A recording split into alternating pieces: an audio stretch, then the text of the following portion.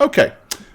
So where we finished off, after the bearded devils and the bone devils and the lemurs all kind of attacked and assaulted the castle, once all that had died down and the last of them had been run off, you've had time to put the rest of your armor on, as has Captain Van Zant, and you have recongregated downstairs in the main hall. Once you get down there, there is a somewhat bloodied and mildly wounded captain. There is also the young apprentice healer, and which was the acolyte Reuben Gallowitz, and his brother Lieutenant Gallowitz. At the far end of the table, closest to the fire, is the wizard Corlithander Delthwain. Alrighty. What do you guys want to do? I've kind of just put you all in and around. So when you go downstairs and kind of approach the table, all eyes are looking directly at you. And with that, Captain Van Sand looks at you and says, "We're not entirely sure how or why that happened, but that's the first time anything's tried to assault the keep directly in, it must be, a decade. Where did they come from? Does anybody have any ideas? No. Did you perhaps see anything similar when you were up in the hills dealing with the dragon?" What the what? Did we see anything up dealing with the dragon? No, nothing like this when we were dealing with the dragon. Nope. And I can say that honestly, actually. Like that, doesn't it? The way he says that instantly makes you think, Well, I answered the question. We didn't see anything like that when dealing with the dragon. Alrighty. At that point, Corlithander says, I doubt that these minions were in any way in league with the dragon. These were definitely from the lower planes, devils as such. But again, I am too at a loss as to why they would be here, attacking the keep. There seems to be no vantage or rhyme or reason why they would attack such a place. I'm gonna look at everybody, kind of with that I'm guilty face expression. Yeah, I'm like looking down at my feet, doing that little like shy. It would appear that they are pursuing us. Pursuing you? Well, it's our bigger mission of big importance. Okay, Lieutenant Gallowitz kind of, that's this guy down at the end of the table on this side, kind of stands up and goes, "You mean to say that this whole thing was because of you?" Well, not directly.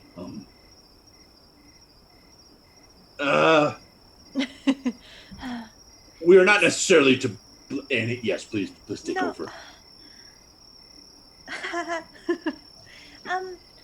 Well, we didn't run into these creatures when we were taking care of the dragon, which has been obviously pestering you.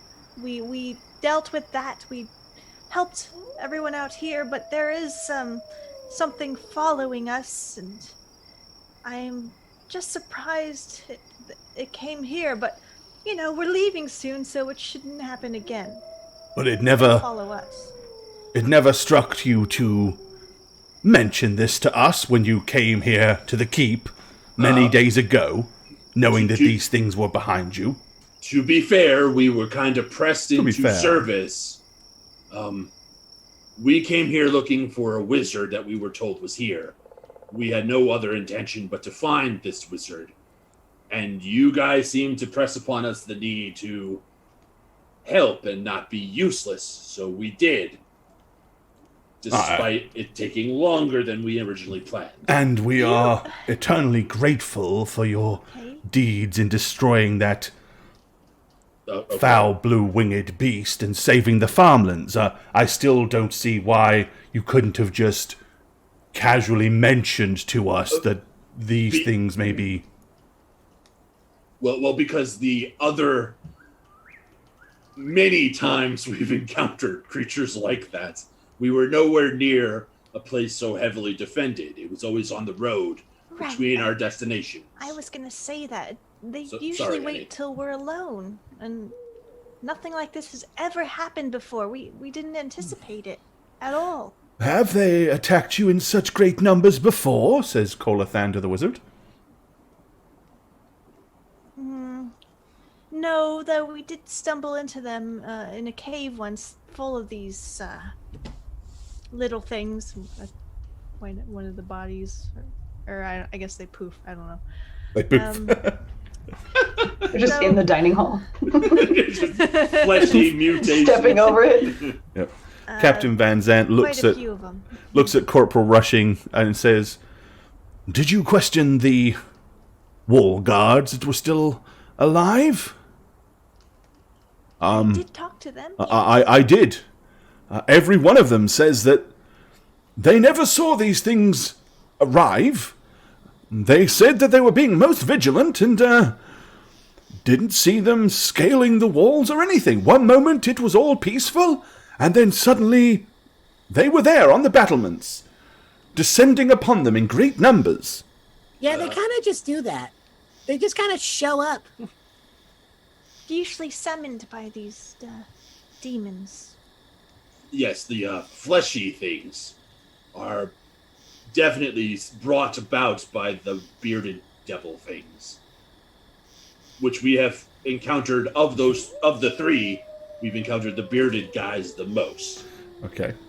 At that point, Captain Van Zant kind of looks down to the end of the table and says to the wizard Colathander, "So,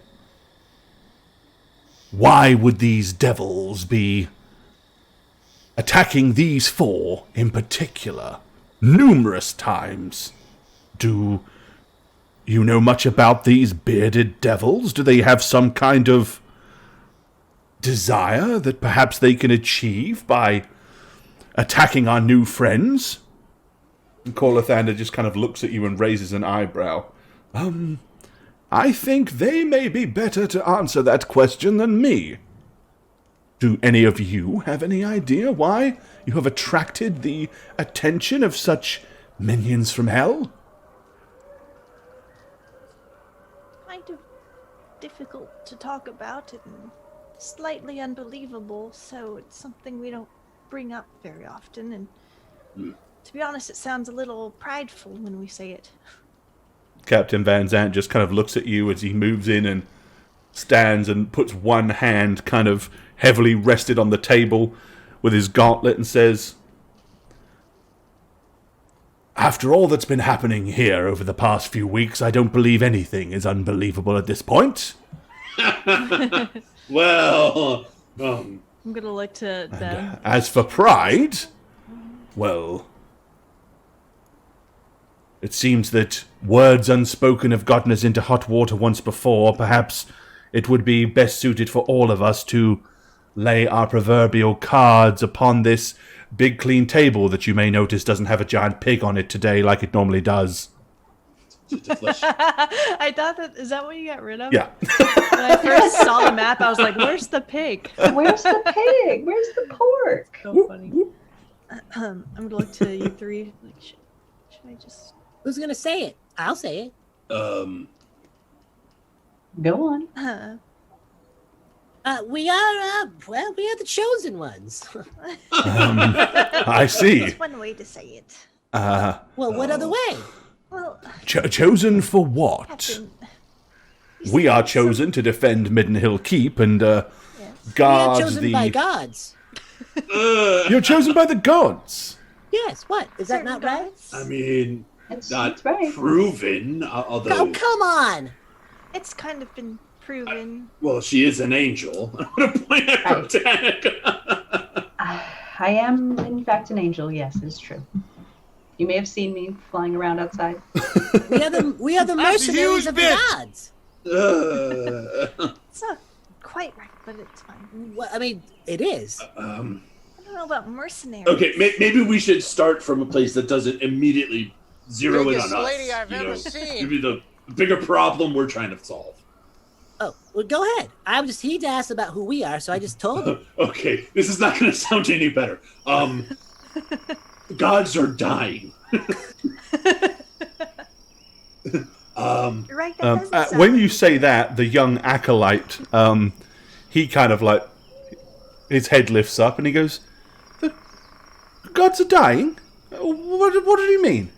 Well, we've come across several faith-based institutions in our travels that have had a changing of the guard, if you will. Priestly men and women who lose their powers, and they lose their connection to their deity.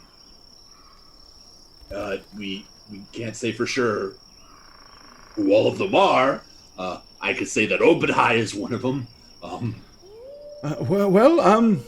for Tobo, that mountain one in that town, for Tobo. Thus far, I don't believe it has affected the Church of Mayheen. I was able to administer blessings and my healing touches this very night. Well, okay, good.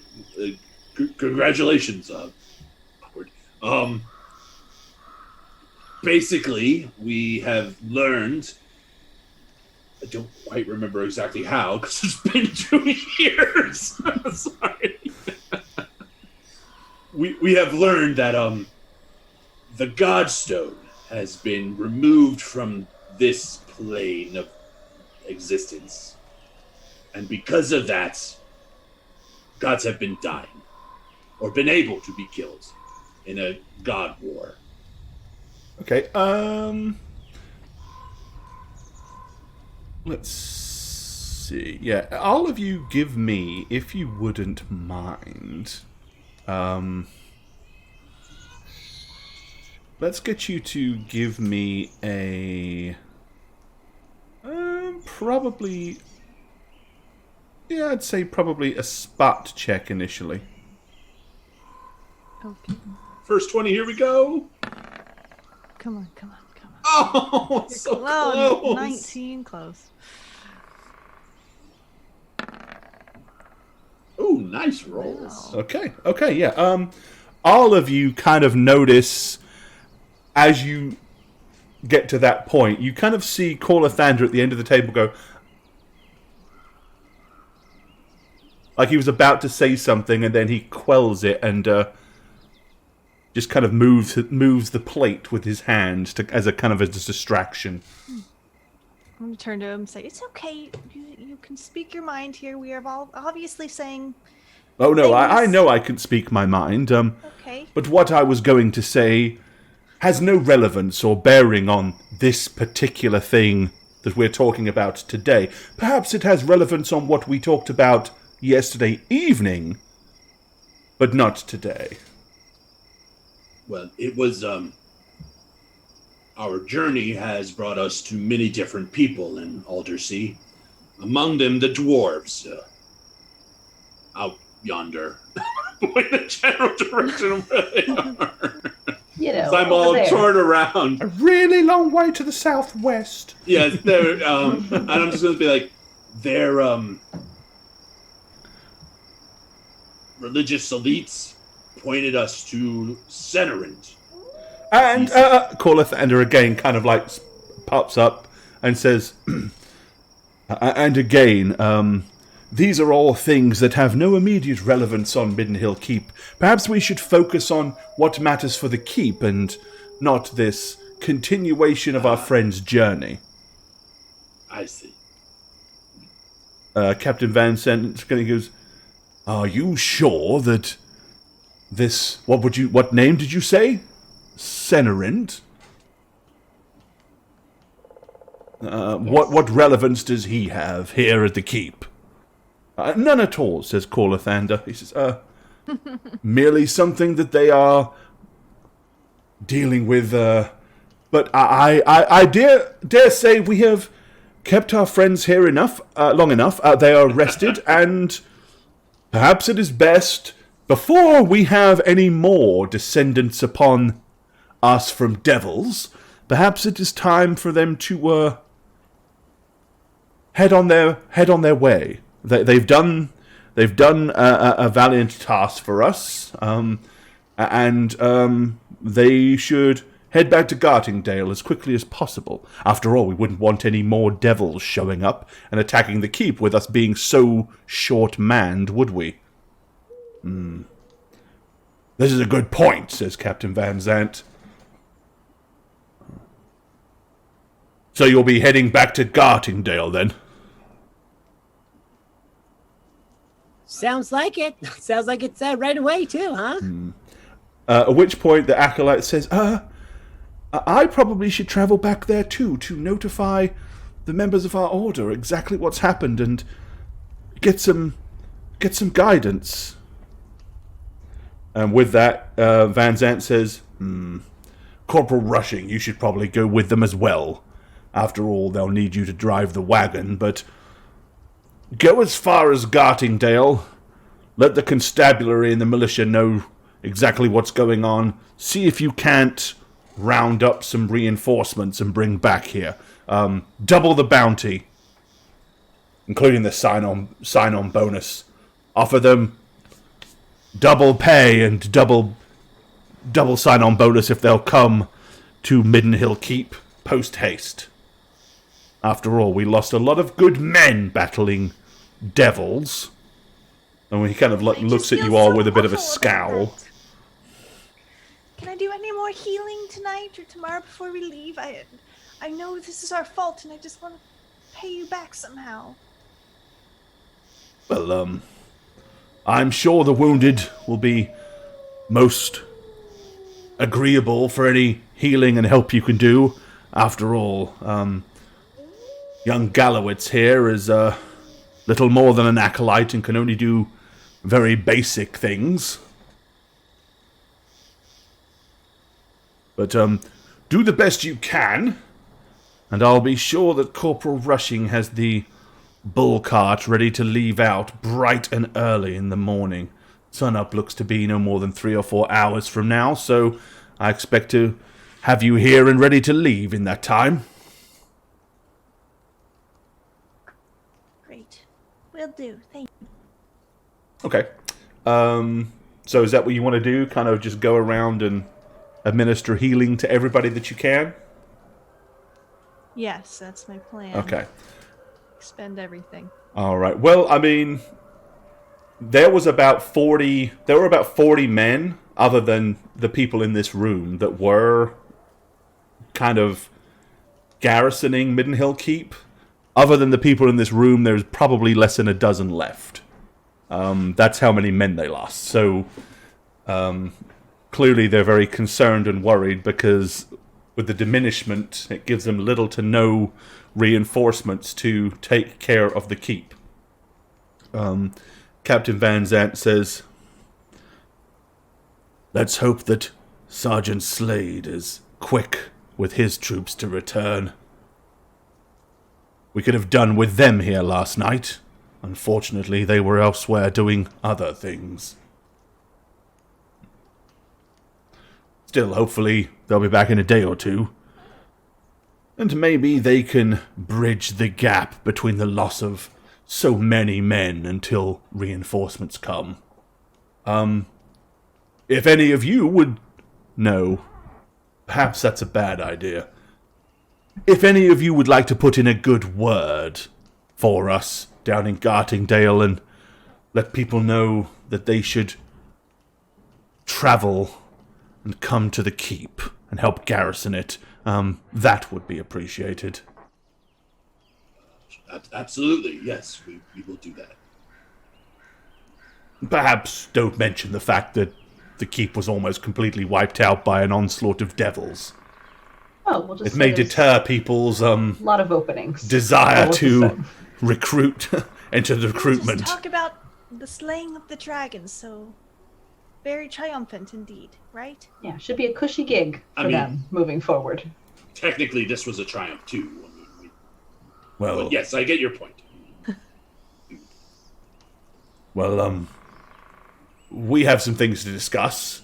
We'll let you go about your business and heal those that are wounded. And before you leave, Colathander says, I've got something upstairs that I wanted to share with you. If you can meet me upstairs right before you head out. Sure. Of course. Okay. Is there anything particular any of you want to do while you're here? I mean, I got a few cure spells and good berries. I'll pass those on. I'll help Annie out. Okay. All right. So yeah, you're going to do as much administering first aid and healing to all of those that you can. I mean, including the three here, Captain Van Zant, Corporal Rushing, and Lieutenant Gallowitz. All three of those are somewhat injured, so they can certainly soak up some of that healing. But, you know. Yeah, then I'll head upstairs and. Okay, so once you've taken care of all of that, so yeah, once you're upstairs with just Colathander, he says, I'm sorry I cut you off, only, bear in mind that Senerind is trying to stay hidden. I didn't feel it would be very necessary to have all of the keep know that that's where he is, in case, devils came a second time and thought that they might be able to wrench information from these individuals. Yes, also, his tower is infiltrated by a bunch of little demons themselves. Really? Well, I'm sure that you're eager to get back to Gartingdale and find Senerind and have a discussion with him yourself. So, all I can say is, if you should possibly have the opportunity to mention to him that one Colathander Delthwain was very instrumental in helping you, it wouldn't hurt my standing to have one of the Tricanum know of my name. With that, he kind of blushes a little bit. What are you? He's trying to be famous. What's your goal? Oh no! Just one of the Tricanum, knowing who I am, that I exist. Call me a little starstruck, but never hurts. Can I do can I see if he's lying, or not lying? You want to do like an Not insight truthful or? about why he wants it. Yeah. I think Yeah, you can give me a roll if you want. That would be a sense motive roll. Okay. Rolling. Roll. Ooh. He clearly you can sense that he's very feels kind of embarrassed and almost nervous to bring it up and ask the question. You don't get the feeling that there's any malice behind his intent. No. Okay. Fair. Yes, we will. I suppose we can mention it. You did help us, so yes. Well, I thank you. And again, you know the name, do you? You'll remember it. Corathander. Colathander Delthwain. Don't forget my surname, Delthwain. Delthwain. Yes, Colathander Delthwain. I've written it down. I am the last of the wizards here, helping to defend Midden Hill Keep, and I will stay here and do so. Now my leg is fully healed from the lightning strike that I took but a week or so ago, thanks to your kindness. And now the beast has been put down. No doubt I can handle the orcs and goblins and trolls and ogres that we might find in the field. Good. I'm glad to hear it. And yes, we'll mention your name to Senaran to find him. Well, good luck to you. I hope you do find him. As I said, I'm aware that he may well be hiding in plain sight, as I discussed with you before. I sensed something that I'd not sensed before when I was at the tavern there, as I said. So, good luck. Hopefully he's in the Flying Toad, or at least somebody there can help you find him. Obviously, as I said, he's a member of the Arcanum, so if he doesn't want to be found, I'm sure he can make it almost impossible for anybody to find him. After all, if the devils and demons knew where he was, then I'm sure that they would be attacking Gartingdale and not the keep. Assuming, of course, they haven't done that as well. We better get back then, quickly. Alrighty. Okay, so unless you guys have got anything else to do, over the next day, the bull cart, which is that big armoured wagon that's being pulled by the huge bull, travels back across the open terrain, meets the riverboat, and this time one of the regular members of the garrison take the cart back because Corporal Rushing and the young neophyte priest are coming with. And you basically begin and head off down the river in the direction of Gartingdale. I'll go ahead and move you guys there for now. Hooray! Fast travel. Hooray! Okay.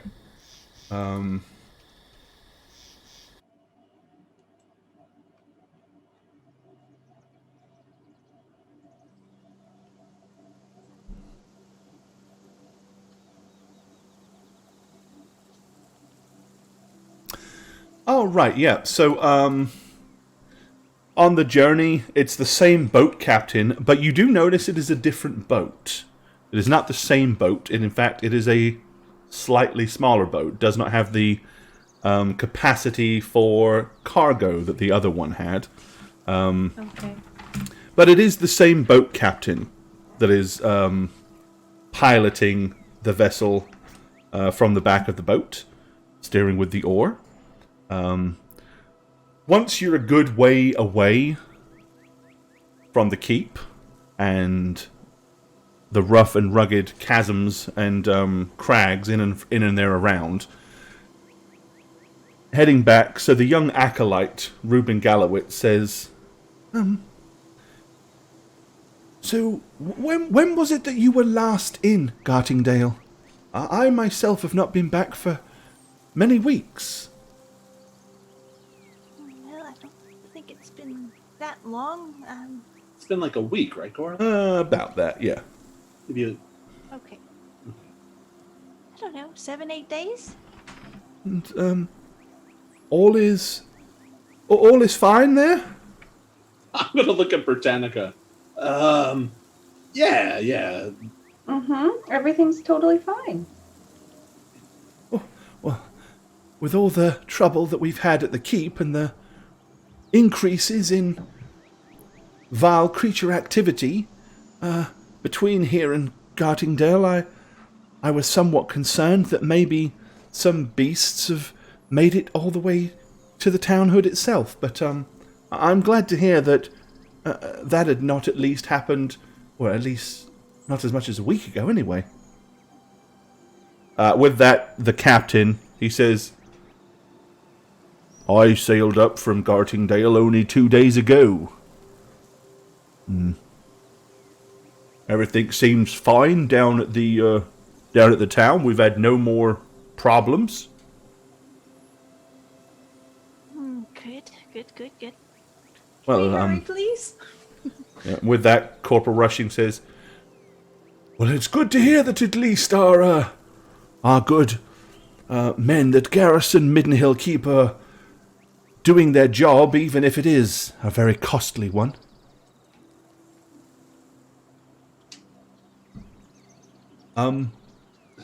May I ask a question?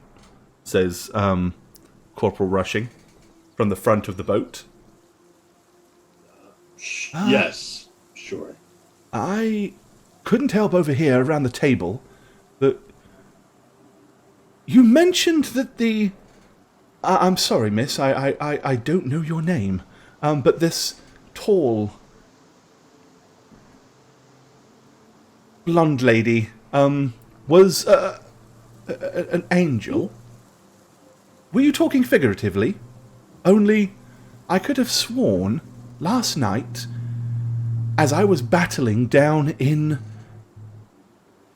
the courtyard against these strange, horrible, grotesque, fleshy creatures that were trying to rip us all limb from limb, that I saw a huge winged bird fly above, and it gave me a sense of courage and...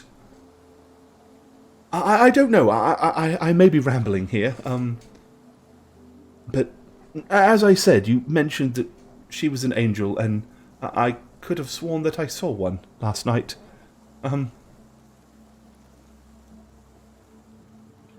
Never mind, you just ignore me. I know I have that look about me. I'm very beautiful and inspiring for many. To behold me is quite majestic, just like, a bird in the sky. So yeah, maybe, maybe you did see something like that. No, we're not. We're not being honest. Is that what's going on? I'm getting there. Oh, sorry. How would that make You're building up. Sorry. How would you make that would make you feel if you saw something like that and you knew something like that about someone? Would you be happy? Would you want to chop their wings off for an experiment? Or you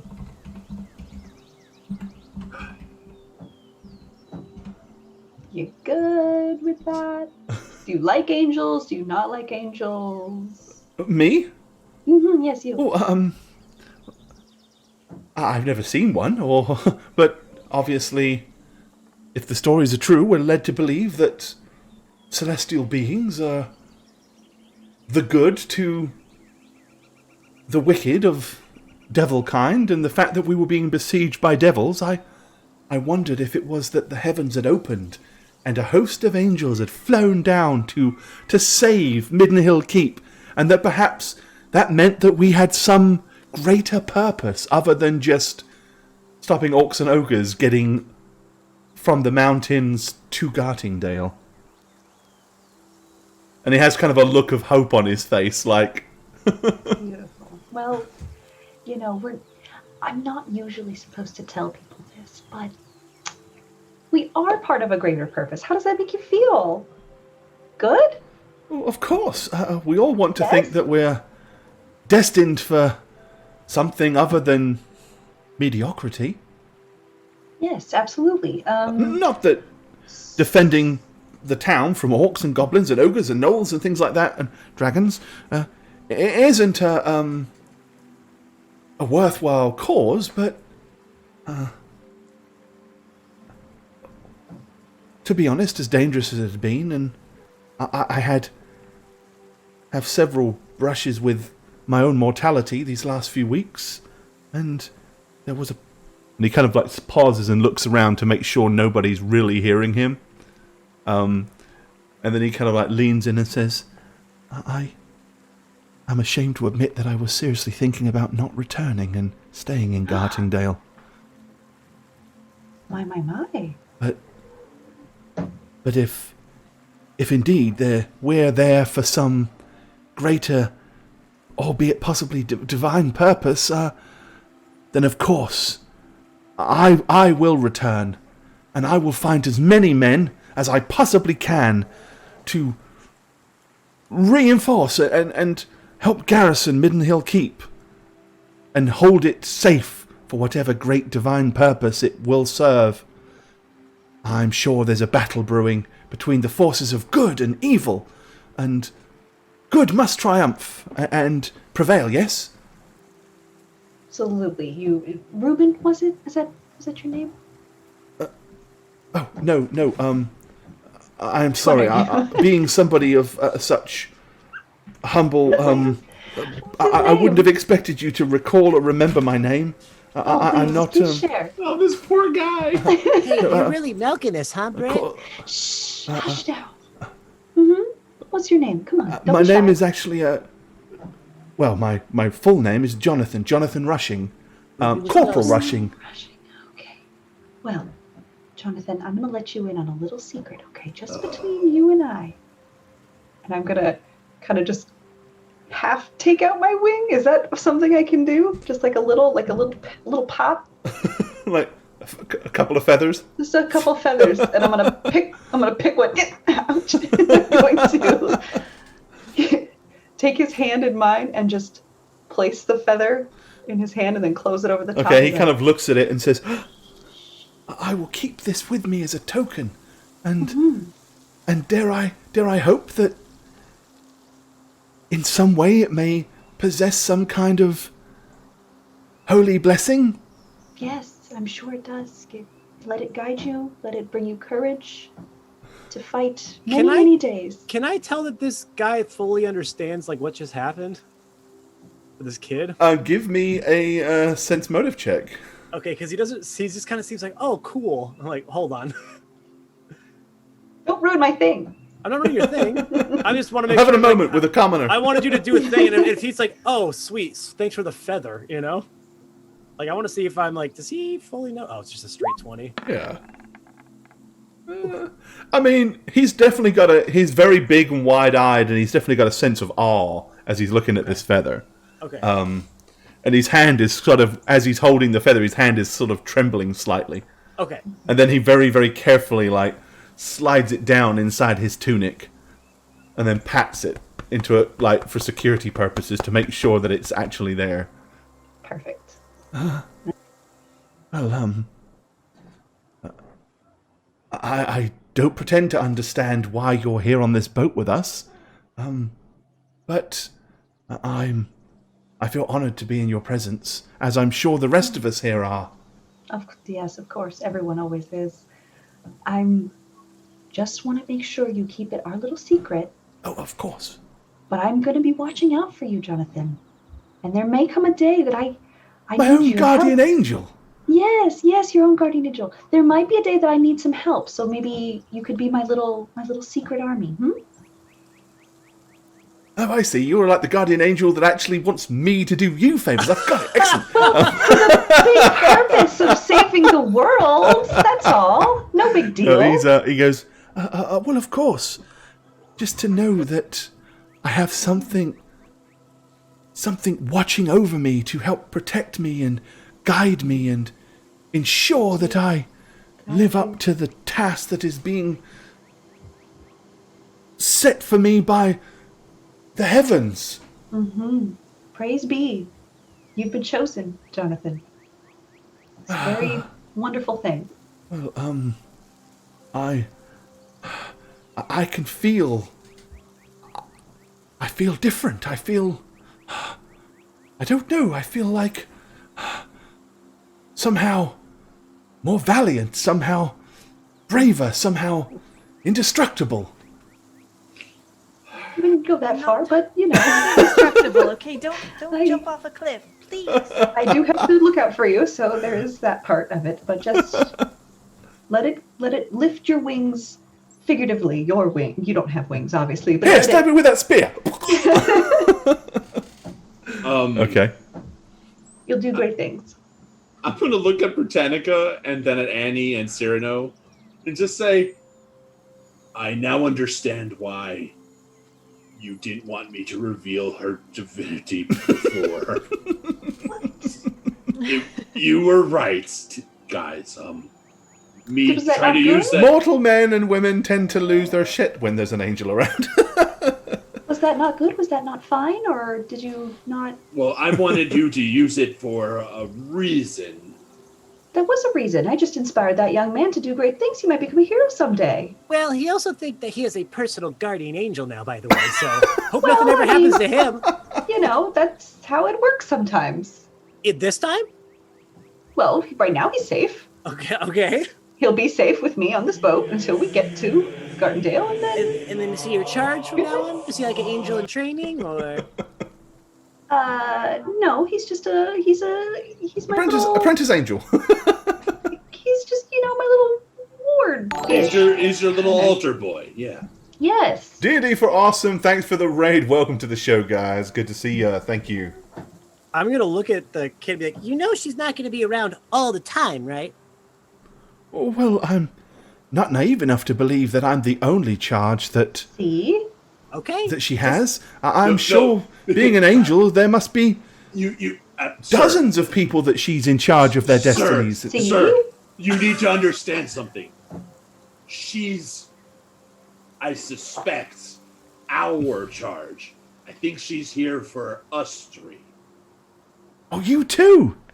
No, Isn't it They're a very wonderful lucky. feeling to know and to think that here we are, us four. oh god. Not sure we We're should. not as grateful as you, Jonathan, to be honest. Not sure we should include the boat captain. Actually, I mean, he's a bit shady. I wouldn't.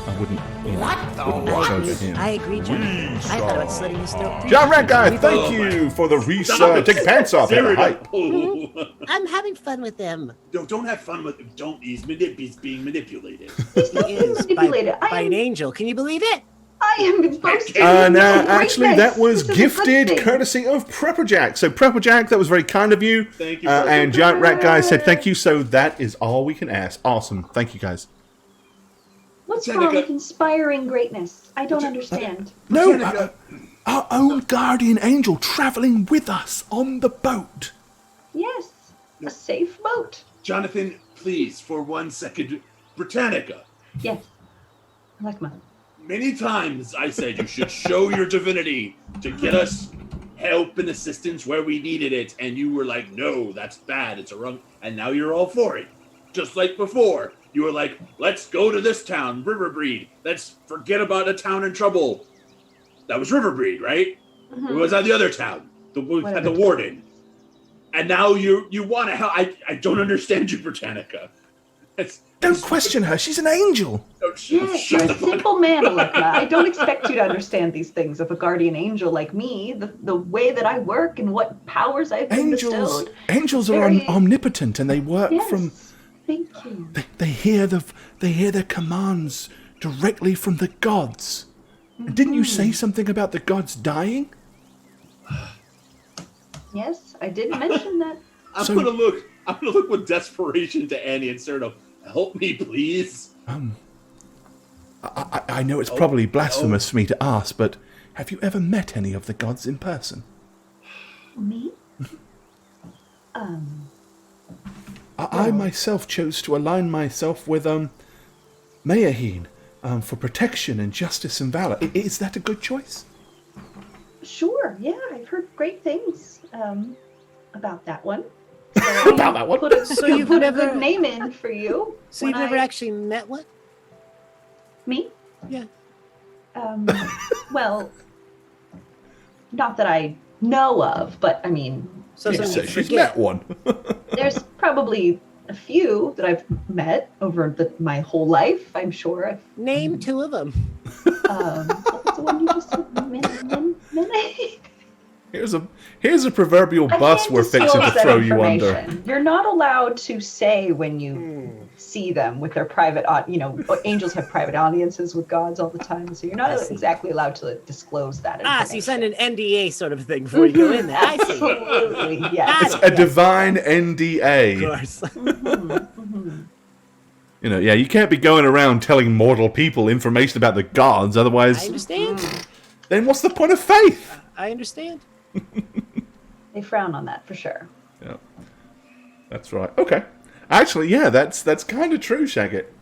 She has met an archdevil twice. Yes, I'm not technically lying.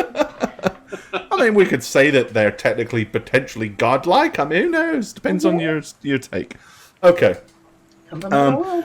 On the journey back to Gardingdale, is there anything you guys want to discuss before you get back to the town, or? No. Britannica absolutely Alekma is exasperated with me. You're just a set of contradictions to poor Alekma. He doesn't understand why you do what you do, when you do what you do. Yeah. I don't either, Alekma. It's okay. Okay. Alrighty I'll then. do Well, your in best. that case, we will fast forward to when you arrive back in Gardingdale.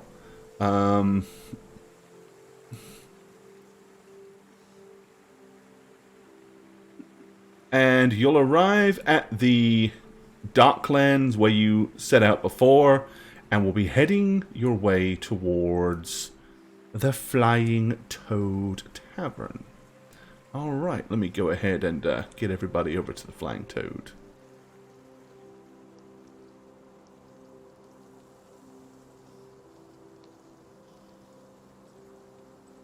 Alrighty.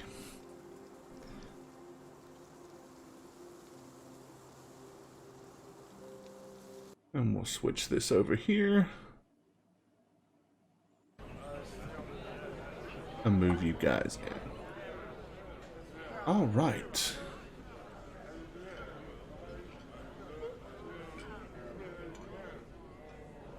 Okay. Yep. So you all wander back into the familiar sights and sounds of the Flying Toad. The usual smell from the open fire of fresh sausages and eggs and bacon and stuff assail your nostrils, and you can see already the place is fairly busy. It's a little between, it's kind of like late morning by the time you get here, so a little bit after traditional breakfast time, but probably before lunch. I'm gonna just like, I think my eyes will naturally go here to see if there's like a hole filled in. So Alekma actually used his druidic powers to mend the broken floor, so it actually doesn't, you can't Looks tell that normal. it's, it looks completely back to normal. I still look at it because I'm just like, there's the spot. Where someone died, yes. Like, so how are we supposed to feel out if Someone got someone's snuffed in out right here.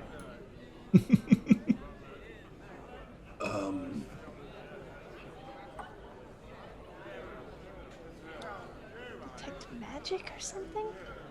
Keeping my face kind Anybody of do shielded. that? Well, Corporal Rushing is kind of like just come in behind you. Look around, kind of. Okay. when they said it was here, right? They said it was here. And it would Disguised, be yes. Lots of magic. Are any of you hungry? Can I buy you a drink? Says Corporal Rushing. Yes. Sure, yes, sir. What would you like? Sure. Seltzer, please. Thank you. The alcoholic type. Not sure what we're supposed to say. Mark- It's very Mike crowded Tyler. today. Tonic. What? There's What, no empty tables.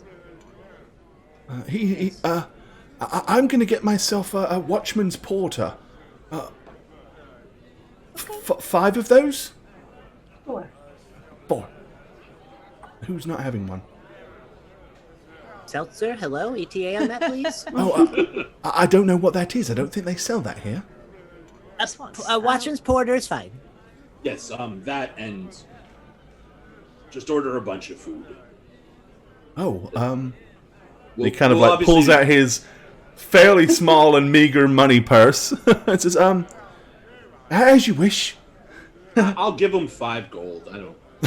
Okay, Just right away, I'll take care of it. Right, and he makes his way over to the bar. so. How are we gonna? So I'm gonna. Cyrano's gonna take a few steps forward, and he's gonna kind of look around and go, "We're back here again." Right. Yeah, give me a, so while you're all in here, Cyrano, as you're kind of glancing around, if you will, you can give me,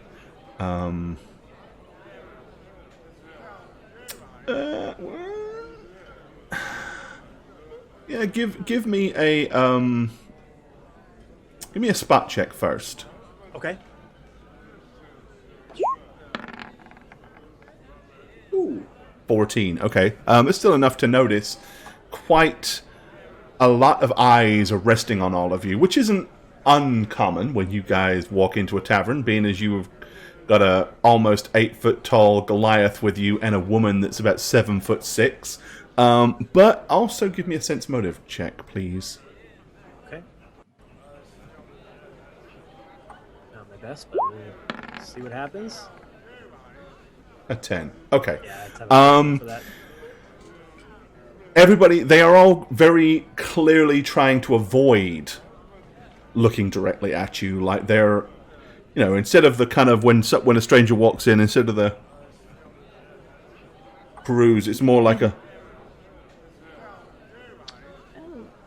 like they're trying not to hold any form of eye contact. At that point, this guy here picks up his cup, downs what's left in it, throws a handful of silver on the coin and says on the table and says, we best be off. Oh, quite, my dear, says the woman sitting across the table from him.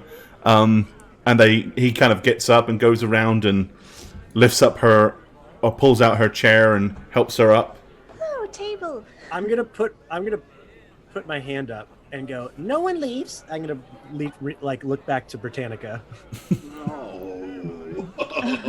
Oh, we're doing that, huh? Okay, and I'm standing in front of the door. Okay, they're both kind of standing here in the middle of the tavern, on the floor, kind of eyeing the door, like they're waiting for you to move away from the door before they even try to approach it. What are you doing, Cyrano? Hold on. This doesn't. Are we Hold doing on. that botched robbery plan again? No. Just give me a second. Okay. Right, Corporal Rushing comes over and he puts, with his hands all full, and puts the 5 pints of Watchman's Porter on the table and goes, this table appears to be free now. Come on. Have a seat, Cyrano. Just give us a second, please. Just Thank don't you. let them leave. Hold on. All right, he sits down and takes a long pull on that Watchman's Porter. We've been told they're in here. We've been here before. That must mean, and we knew that they were in here disguised. Okay, Cyrano. And Cyrano's gonna take a long inhale through his nose and exhale through his mouth, and he's gonna tap into his clarity of going on truth with this skill. 1 second. Okay. Got something very weird going on with Ruining Roll it. 20. It won't Yeah, flip. totally ruining it. 100%. There we go.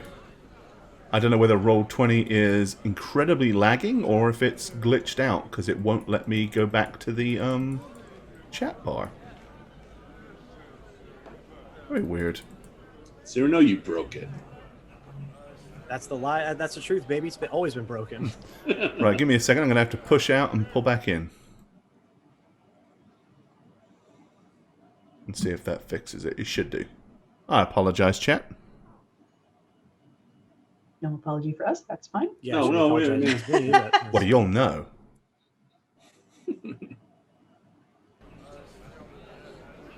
Okay, there we go.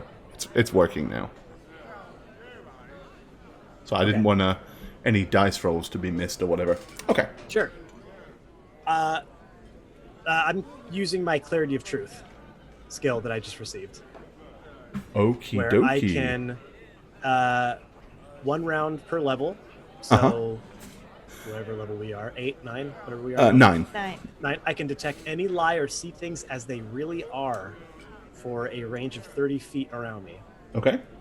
Clarity of truth, twice per day, yep. Any lies, see anything as it really is, can see through magical darkness, invisibility, etc. Okay. Stop and... So I'm gonna just be like, I'm gonna essentially pace around the room, like getting like right up to people, like 30 feet. making Well, everybody he very doesn't know that- he doesn't uncomfortable know- in the he doesn't know process. the range.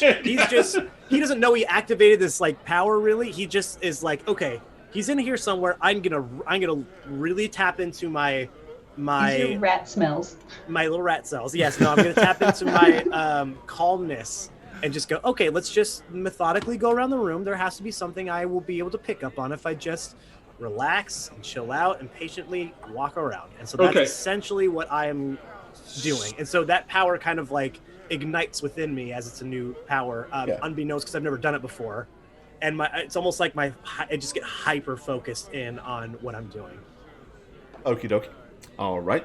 Do we notice, like when he was kind of were-ratish? I mean, is there like a physical thing? That we he noticed? just said that he was becoming very, very Right, focused. yeah. So he Just- probably probably sees okay. changes of mannerisms. But I mean, he physically doesn't change in any way, Physically doesn't. other change, than okay. his behavior, as he kind of like starts to Cool. Yeah, I scowl get a and little look at corn cob everybody a little. pipe He's out, kind of looking at Sherlock everybody a Holmes little it. longer and a little deeper and a little bit more intense than he normally would. Yeah. Okay. What's everybody else going to do? Look at Cyrano awkwardly. Yeah, that's what we're doing. I'm gonna standing by keep blocking the door. Yeah, Okay. just waiting. You know what, Gore? I would go over to them first. Actually, the people who are waiting. Okay. Get at these poor guys. All right. Yeah. They kind of look at you and they go, "Good morning, sir. We were just leaving." I'm not listening. I don't say that. I do. I'm not listening to you. That'd be funny. I don't respond. I just look. Is there any indication that I mean, they're not... they're kind of like leaning back away from you and looking very nervously at each other. Okay, but there's Um, nothing that gives me a sense of like No, they're nothing not who that they say they are. Or... No. Okay, then I will again put my hand. They can go, and I'll. Right, and walk. with that, they usher themselves very quickly to the back door and kind of depart hastily out that door. Oh, there's a back door. Yeah, there's that one right there. I'm gonna go stand over there. I go and I'm sit just down. gonna make my way. Okay, the essentially orc, around. the orc merchant that was kind of indirectly the result of the shenanigans that happened buddy. before is kind of sitting right here at this table, next to the somewhat odorous, unkempt, big kind of bushy, ginger-haired and ginger-bearded guy, who kind of like looks up at you and goes, "Ugh," and smiles. They're not making their way towards the door or anything. Nope. What the what? Says the Centaur gifted a tier 1 sub to Feet. Feet, Oh. congratulations. You have a free sub. Congratulations! Feet. Good job, feet. Good job, feet. Welcome, Feet. And if there are any other parts or any other body parts or extremities that are hanging out with us today, if you're here, Summed fingers, up. toes, eyes, you're all welcome too. I agree, Sass. That's Very good choice. I saw the name in chat and I was like, I gotta. Love it. Well, Not even there you capitalized either. Oh, All that's- lowercase. Man, so what a- disrespectful. go. And So if you're there, good to Feet, get that. be sure to say thank you. Dude, didn't call out my body part. I don't have the gym. You're Yeah, where yeah. the gym. You are where body parts go to improve themselves. That's your job. Yeah. You're the gym. But with a J. Okay. Oh yeah, so I'm just gonna walk around the bar and see if I can. I don't know. I don't really know what I'm looking for, but just something that gives Yeah, me. it's something that anybody that doesn't appear to be what they are. If Yes, there's, yes. there are no invisible people sitting on any of the stools. Sure. Kind of glance all the way around. Okay, but so yeah, that's going to take you. Like you said, you've got about What the 9 what? rounds to do that. So, and Paladin gifted us a sub to Neo Gambit. Woohoo! There you go. Nice. Thank you, Paladin. Very kind of you. Awesome sauce. Love to see that. Okay. So, Annie, you've gone and sat down across from Corporal Rushing. And Alekma, I guess you're guarding this front door, huh? Yeah, not as like Not as full, not as Britannica. you're trying to be more subtle, whereas Britannica's over there. Yeah. Right, once that's gone on, as Cyrano flits around, Rushing gets up, goes over to the bar, and says, if I may, INNtrigue, thanks for the cheer, bud. Appreciate you. I have just come down from Middenhill Keep, where our the strangers that have just walked in with me have also come down from. And I am here to recruit any conscripts. As you may know, the previous salary was 2 gold crowns a week, with a sign-on bonus of 10 gold crowns. We have recently come into the means to pay greater. As such, any of you willing to come back with me tonight or tomorrow at the latest will receive 20 gold crowns sign-on bonus and will be paid as much as 4 gold crowns a week. You may see me if you wish to apply.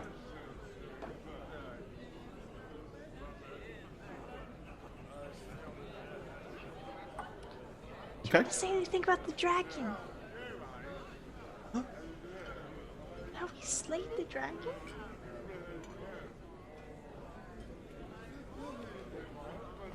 What was that? Do you want to say anything about how we defeated the evil dragon so it's safe? So people will... Do you want me to say that? Well, you're up there already. So... Well, I can if you want. Do you want me to say it? I'm just worried. They said not to say anything about the devils. No. So if we start talking about if you come up there, you might have to kill dragons. Maybe that's kind of a deterrent as well. But we killed the dragon. It's just a nice thing. Okay, that's what you want. Yes. And I would like to raise a toast to the 4 valiant heroes that travelled with me. The fair maid sitting at the table there, the large and angelically gorgeous woman over at the back door, I thought you was talking about and that me. colossal specimen of a person at the front door, and there's another one here somewhere. There he is over there, scrutinizing that old woman very closely. But I would like to raise a mug and bid you join me. For 'twas just a couple of days ago that they saved the northern farmlands from certain destruction by slaying a dragon that was tormenting and terrorizing the countryside east of Middenhill Keep. So, cheers to you all! And we thank you for your kindness to Gartingdale and Middenhill Keep, and for your incredible bravery. And a few people kind of like, ooh, and raise a glass. And it's totally safe now. Yes, the dragon is slain. So no dragons to deal with up at Middenhill Keep if you do join us.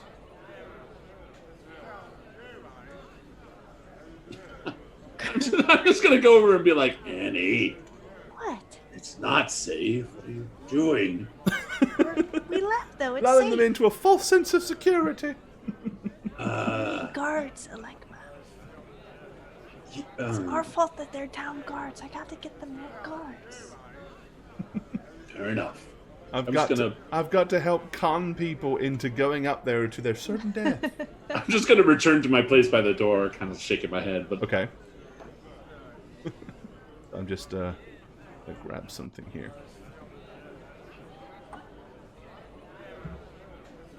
Okie dokie. All right. So,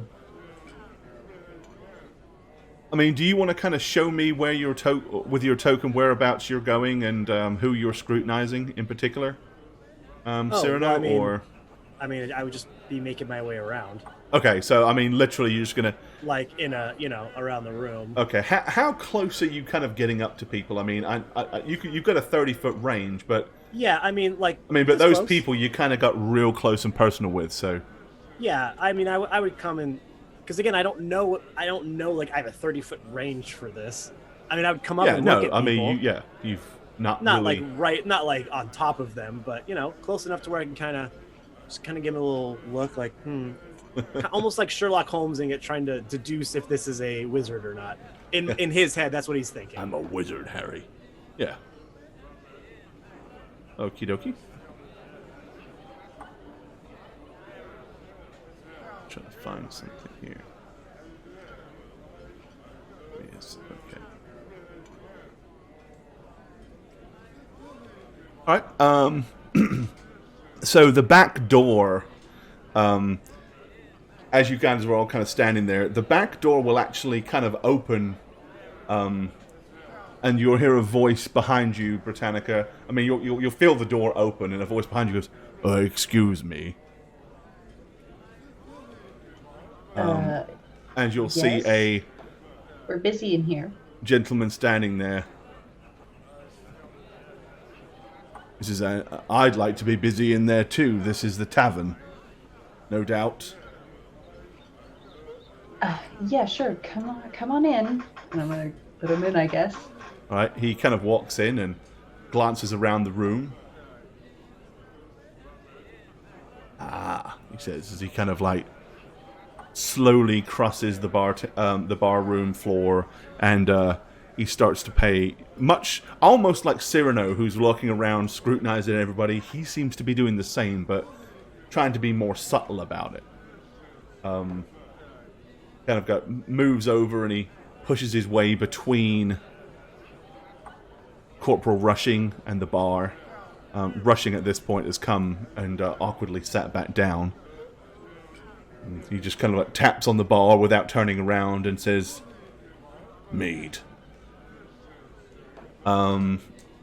Okay. I would say, so Cyrano, you're pretty busy at the moment. And Britannica, you couldn't really see clearly. But I would say Alekma and Annie can give me a spot check, please. Right. Ooh. Hey. 27, nice. Alright, so Alekma, from your position, you kind of sort of notice he's casually just like, his eyes are drifting around the room looking at everybody. But as he gets to each of you, Sass gifted a sub to High Five One! There you go, High Five One. Welcome to the Thank you, show. Sass. You've just been gifted a subscription from Sass the Femtor. Sure say thank you.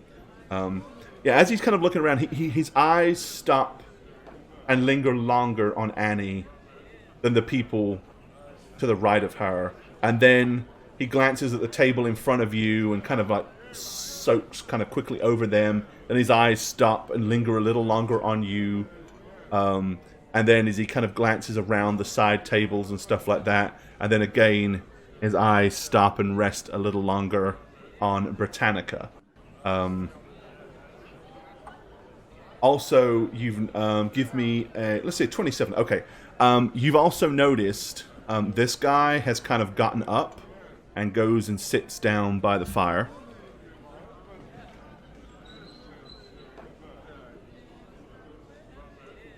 And most people seem to have kind of gone a little quiet once this guy has kind of come and stood in the, in the front of the bar. Right, Alekma, your door opens, and shortly afterwards, in walks a familiar purple-haired lass. No, hey.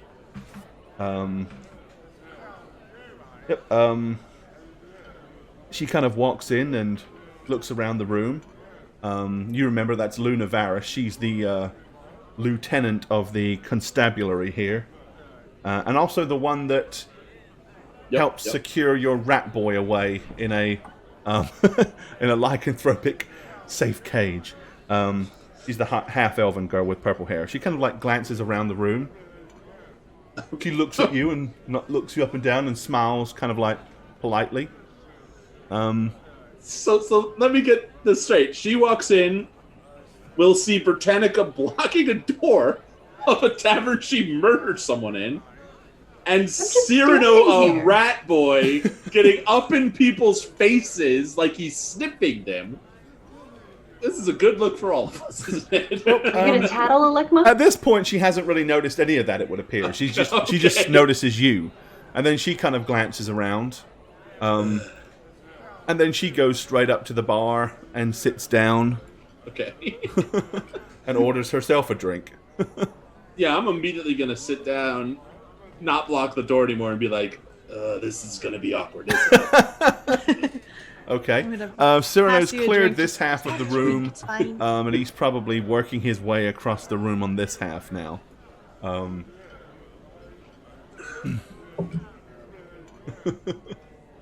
Okay. So I'm going to lean in and be like, the man who just sat at the bar is giving us all very curious looks, more so than others. But it seems Cyrano walked right by that all. Should we let him know, or... I mean, what is he See what doing? happens. Shh, we'll keep an eye out. It's okay. I mean, he kind of reminds me of when he was a were-rats. We got rid of that. Sure, just- Are we 100% sure we got Cyrano. rid of it? Are we sure we... Okay. I mean, it does look kind of creepy, you know.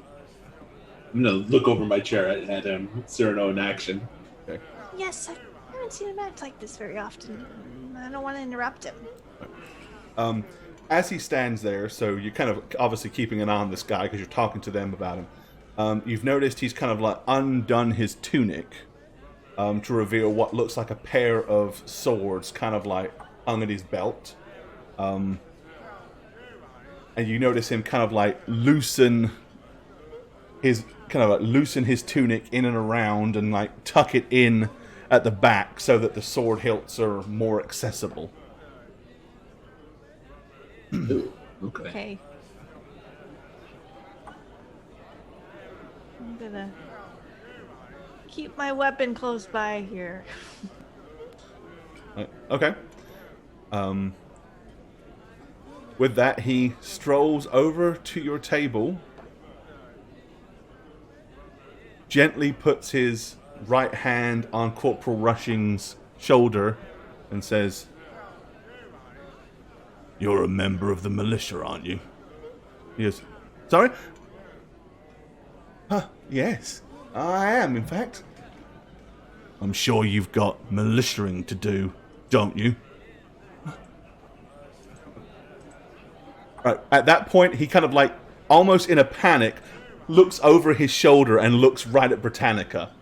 Like, and he's got this, he's got a kind of like he's kind of gone very pale at this point. I probably should go and, Wait, no, he's enjoying a drink with us. We just got back from some travels. Is there Yeah. a problem? Yes, he's actually been quite instrumental in helping us deal and with I'm them. sure he will be more instrumental in the future. Yes. But you we were just... about to say, I was about to say I should probably go and let Noddy know that we've doubled the sign-on bonus and doubled the wages. If you'll excuse me, I really should get out and try to do more recruiting.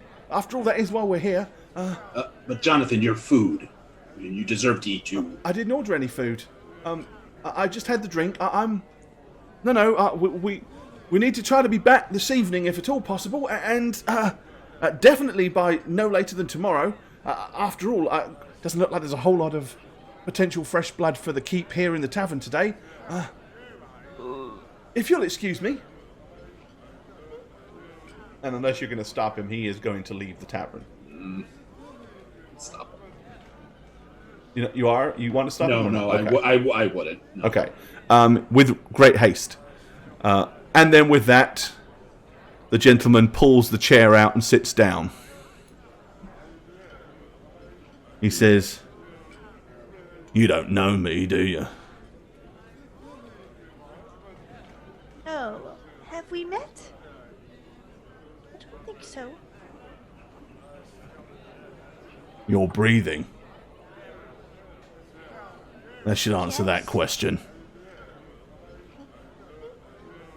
But some you and kind your of friend over killer? there by the door, you knew a Charon Dooling, didn't you?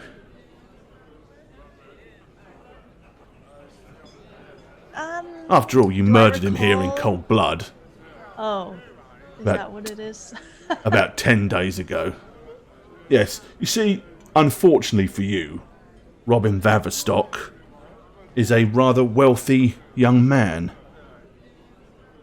And seems to be very upset by the fact that you murdered his best friend. And he's seen his way to affording me quite a sum of money to ensure that like is done to like, as it were. Now, the reason I'm Much sitting money? down talking to you is, from what I understand, that huge bitch over in the corner is the one responsible. Whoa. No need to call names here. So, if you will kindly avoid getting involved, you'll get to walk out of here living and breathing. My quarrel is only with her. If you insist on making it with all of you, well, fair enough, but I am only being paid to deal with her, so I'd rather not have to kill 4 people. Okay, right. Well, we've already dealt with the law and got this all sorted out.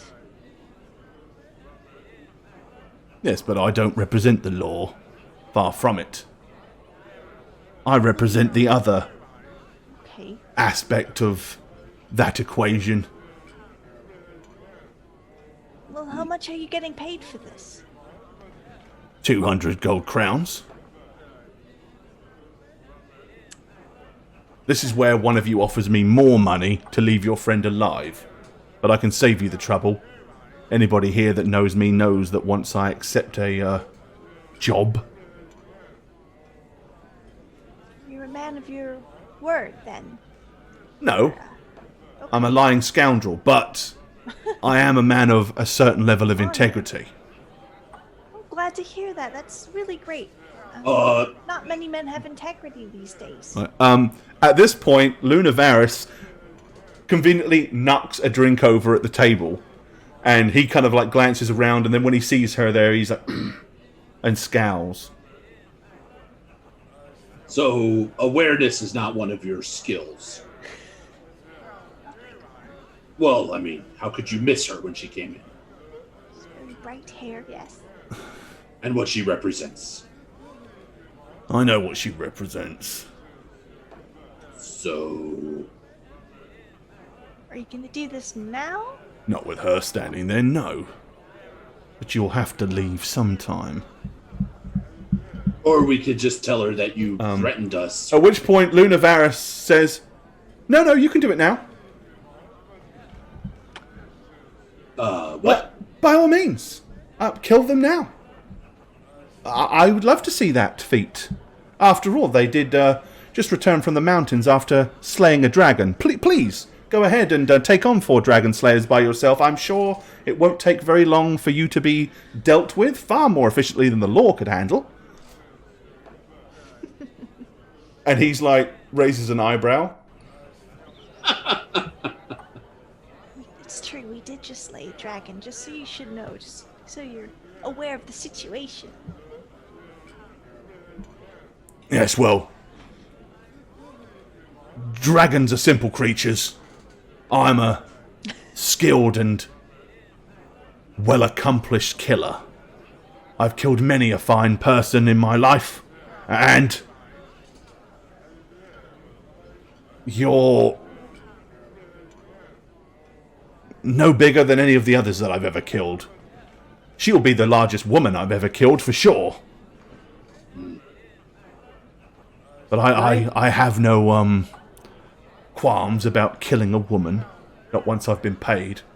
Can I hear this conversation as well, then? Yeah. I mean, it's not exactly quiet, but Okay, I mean, he's yeah. not yelling it from the rooftops. I'd still be looking at the person in front of me, and I would just go, "Yeah, you'd be one of the smallest." And I'll just go back to looking. Okay. Sir, you don't need to tell me your name. I just want you to know. Maybe no one's ever told you this, like your mother or something, but you're worth, it's not based on how good you are at your job. There's so much more to it. Well, Yeah. Have the drink. Pretend she's not going to sit down. There's a drink there for you. Drink it. I've had a drink, thanks. Have another one. It's on me. Well, you seem rather friendly after I've just come over here and threatened you. Because you are... Maybe there is a way we can sort this out peacefully. No, I just want you to know that, in the scheme of things, you are the least of our concerns here. Well, as I've already said, just I like mean no Cyrano. quarrel with any of you except for her. I know. But she killed the person you are seeking justice for with a bench. Yes, but let's just say I'm a little bit more talented and be a little harder to kill. And if she tries to fight me with a bench, well, her throat will be slit and she'll be run through before she even has a chance to pick it up. She's a very large target, you know. We said a dragon, right? You did. Did Yes. you hear that? Okay. I mean, I suppose she's a dear friend of yours, is she? she's been a pain in the ass the past few days traveling, I'll tell you that. But she is, yes, she's a friend of mine. I see. And, It is true. I have no real love for pompous, arrogant Let's talk about bureaucracy things and. you do love. Maybe it's a lack of love in your life that's kind of led you down this road. Have you ever tried knitting? No, I haven't tried knitting. Hunting? Not humans or humanoids? For meat to feed people.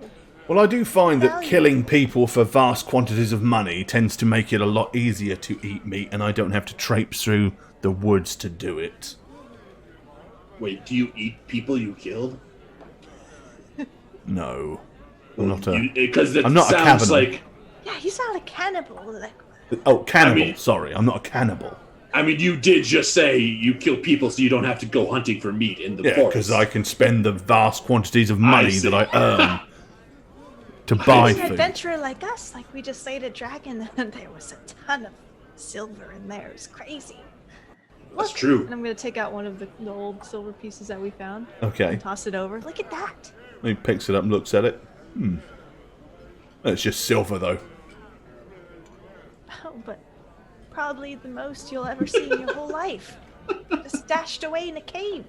Much better than killing people, that's for sure. Well, I've accepted 200 gold crowns to kill your friend, so I'm afraid I'm going to have to do that. Is there really Okay. no talking you out of this? No, how about this? Well, How maybe about there this? is. How about this? You travel to the keep, ask about what Britannica did. You don't even have to ask about what we did as a group. And then decide whether you think it would be smart to try. Because I'm not I'll about bet to travel 4 or 5 days north of here just to ask a couple of questions. you might want to. Well, I mean, Cyrano has done quite a bit of things. I think he does research first. I mean, Cyrano, where are you? What? So small. Do you research when you do your jobs before you met us? Of course. Any good assassin does. Well, not this one. I'm not an assassin. I don't stab people in the back. I'm more of a duelist, you see. That's good. People see it coming when I kill them. I see. That's a mistake, sir. Do you want to give him some tips? Yeah, just tell him to hang tight for a minute. He probably doesn't have anywhere to be, I'm sure. Oh, not immediately. All right, just sit tight. We'll talk. Now, you said about Yes. trying to talk me out of it. instead of taking, well, you could keep the 200 crowns, whatever. But No, I can't do that, because if I did that, that would be dishonest. That would be like theft. You just said you were a lying scoundrel. I am, What? but I also said that when it comes to that particular thing, I do have a level of integrity. Okay. Give back the 200. Join. I can't do the that, guard because in if I do Millennium that, my Keep. reputation would be ruined. I'm gonna look over at Luna and just say, "Is he?" Oh, she's smiling from ear to ear and just watching it like if she had a bag of popcorn, she'd probably be popping it in her mouth right now. So yeah, I'm just gonna look at Luna and be like, "Is his reputation really what he claims it to be?" Good. Oh, absolutely. Probably one of the most dangerous hired killers that the region's ever seen. And he scared off our friend Jonathan. Why? I mean, does he seem to have that kind of pull with militia? I'm sure because the good Corporal Rushing knows exactly who he is and is terrified of the man, as any sensible and sane person in this tavern would be. But we're not sensible or sane. Is that what you're saying? And I'm going to give her You've like killed a dragon. I'm going to give her a knowing smile too. Like, you know, okay. We've dealt with much worse things than the dragon. I'll say that. But That's also true. She says, I know how he works. He's not going to stab or kill anybody in the tavern. He'll invite whoever it is outside and do it in the streets. and that's legal. I look at her kind of like questioning. Like, No, but really? to be absolutely truthful, I'm not a fool. And short of me going and getting a fairly substantial number of the militia and coming here, I don't think it's viable or sensible for me to attempt to get involved or attempt to stop a fight between this good fellow and your rather large axe-wielding maiden over there. Or yourselves.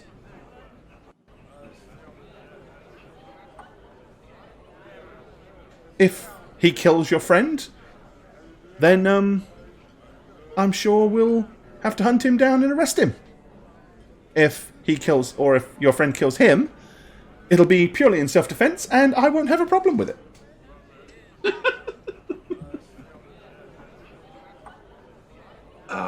And she's saying all this very, very loudly. Yeah, can I hear any of this? By Oh, the yeah, way? yeah. all of it. Yeah, you can hear it. Perfect. Okay. You go, so, In that case, I'm gonna just Yeah. throw my axe down on the ground and just drag it across the bar, all the way over, Oh, not all the Ruining nice wood. floor. and just Mend my have a floor. nice seat, right? And okay. I'm gonna kick my legs up on the table and just be like, Yep. anyway, He says, without kind of looking at Britannica, he says, as we were saying. So, continue with this concept of talking me out of it. As I said, I cannot not take the 200 gold crowns, as I have accepted the job. As though, therefore, I'm duty-bound to complete it. I can't give it back, because if I give it back, then it will ruin my reputation. Right, so just fight and call it a draw. And they are offering twice the amount of money to go work at Mittenhill Keep. You can make a name for yourself. We can give you 20 gold directions crowns to is a sign-on bonus. the dragon's I'm getting 200 just to lair. kill her. And as he said, he just kind of like nods in your direction, like very dismissively. You're not hearing me. I said directions to the dragon's cave. Do you have these directions? Yes, we've been there. Drew a map for the guards at the keep. Yes, but the You guards of never the have keep to are hardly kill going another to tell person. me, are they? Probably not. How much silver was there? Swim in it for days. An exaggeration, I'm sure. No, how much? Swim in it. piles and piles and. I mean, piles. it was a silver mine, and the dragon had hoarded a huge pile that it laid upon, and it was a large. And you could draw me a map to this, could you? Probably could. If Would you say there's want to- enough wealth that I could retire and give up a life of hired killing?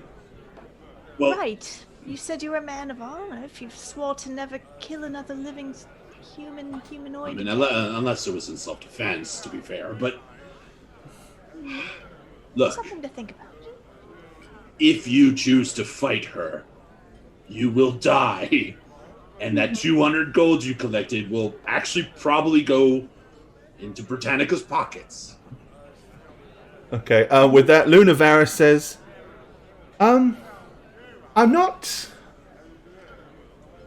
generally enticed to place wagers, but I would say that if I were to do so, I wouldn't place it on your friend. And she kind of raises an eyebrow and grins at you a little bit, kind of awkwardly. His reputation is well deserved.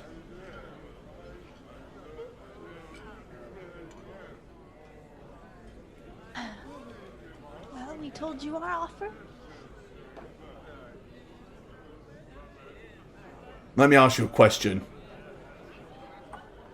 If I decide to kill your friend, will you stay out of it? Seeing as you seem convinced that she can best me. Or to kill her, am I going to have to fight all four of you? I'm actually Best gonna friend. look at Britannica. What would you want, Britannica? He says, yeah, do you need your friends to help you? Need to hide behind your friends? Absolutely not. I will kill you probably in about 2 minutes. So 2 minutes? You're going to take that long? I'd assume I'll probably have you dead inside of 5 seconds, but... love to see that, sir. Though you'll see it, as will your friends. The question is, are they all going to leap upon me as we battle it out? Just let me know when I can kill this guy, guys. I'll take care of it. It's been a long week. I could really use... Of course, if I was to retire, I wouldn't have to kill anybody. But to do so, I would need a substantial sum of money. Just how would we trust this? Well, That you would never kill again. how would I trust that you're going to give me the actual directions to a silver mine? Do you have a spell? A spell. I have limited magical abilities. What sort of spell are you thinking of? It's just a spell I could cast, so we are all speaking plainly, the truth. That's all. Oh, I see. Since you said you were a lying scoundrel, I... you know. That's a fair point. Then he kind of like looks around rather awkwardly. How would I know that this spell is in effect for all of us and not just cast upon myself?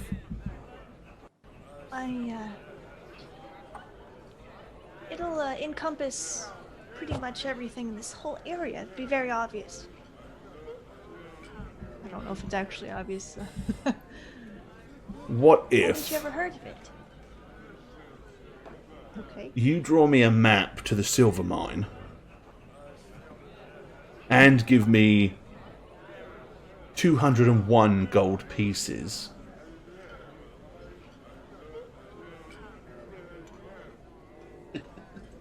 And at that point, I'll deem it worth the risk to trust you. That sound fair? And then I won't kill your friend. Really? No, that doesn't sound very fair. Call it a deposit then. If I find the silver mine, I'll give you your 200 gold back. We'll probably be gone by then. We're just passing through, really. So you're trying to barter the promise of a silver mine. Well, if we had the spell and we drew out the map, you'd know if I was telling the truth or Yeah, not. but I've got no way of knowing that, have I? That the spell is actually going to work. For all I know, it could make me tell the truth and not you. You see my point. Sure.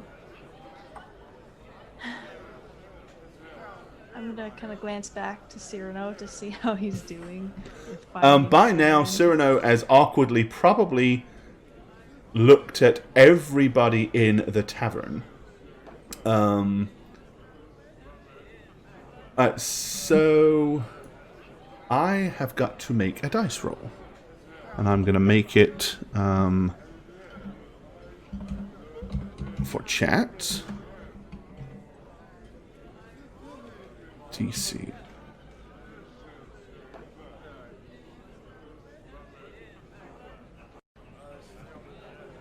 I mean, it's virtually irrelevant, but I'm going to make it anyway.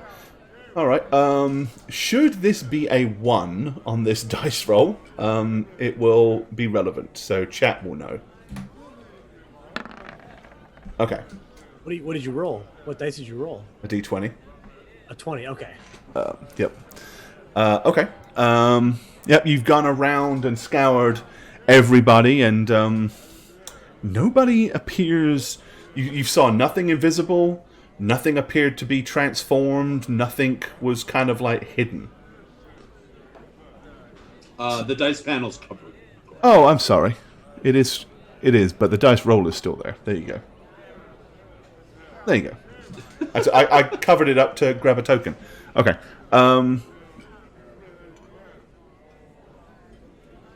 So how do we resolve this? Because you don't want me to kill your friend. And typically I would not be dissuaded, but if there is indeed an entire silver mine, I might be able to be persuaded to give up a life of hired bounty claiming and retire. In which case, then it doesn't really matter. My reputation won't make any difference at that point. I'll return the 200 gold crowns to the individual and tell him I've retired and I'll have to hire somebody else. Or I could just kill you and save us Yeah, 201 gold. We're still talking to this guy? What's going on here? Apparently. You know, What do you mean you don't know? Why haven't you killed him yet? No, we just need to go outside and then I'll slice his head right off. But, Cyrano, just chatting about it, I guess. apparently Luna here doesn't think that Britannica stands a chance. I didn't say that. I said if I was a betting person, I wouldn't bet on your friend. Why not? Because he is, as his reputation suggests, an incredibly accomplished hired killer. He is done many things in the past, and he's not a complete idiot, even though he's trying to pretend and act like he is, for your benefit. And he kind of just grins and smirks and like looks at her out of the corner of his eye. well, we do anticipate that the silver in that cave's gonna go towards the militia and also the farm, and I'm sure there's gonna be plenty left, though. Well, if the militia's already laid claim to the mine, then it seems to be a pointless thing that you don't even have to bargain with in the first place, if you've already given it to the militia. It's not given, I just assume they'll probably find it soon. Depends who gets to it first, really. Indeed. So the more time you sit around here wasting, the less chance you have of getting that silver, I guess. Up Well to then. you. Do you want to strike a deal? An accord? You gave me 201 gold crowns in the whereabouts of the mine, and we'll call the 201 gold crowns insurance. That way, if the mine turns out to be worthless, I'm still not completely out of pocket. Still not allowed to cast the spell to see if you're telling the truth? Oh, by all means, you can cast any spell you want to tell if I'm telling the truth. I just don't believe that it'll necessarily tell me that you're telling the truth. If he comes back, we'll just take care of him, guys. Sure. Okay. I did prepare. I did prepare Zone of Truth here, so I'll go ahead. And Okay. just around our table. And well, it extends out 25 feet plus 5 feet for 2 levels, so it probably encompasses kind of everyone in the area. including, Probably. Yeah. Do you have the macro for it? Sure. It's not great, but there it is. Yeah. Okay, so it's a will negate. What's he need? Is it a... It'll be level... What's the DC to... 17? Or has it gone up? 17, sure. Okay. Seems right. Will save... And he needs a 17.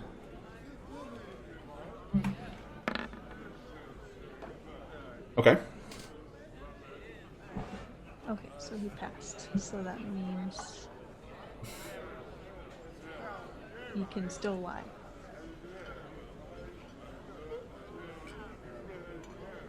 Unfortunately, yes. Yeah. So what do you want to ask him?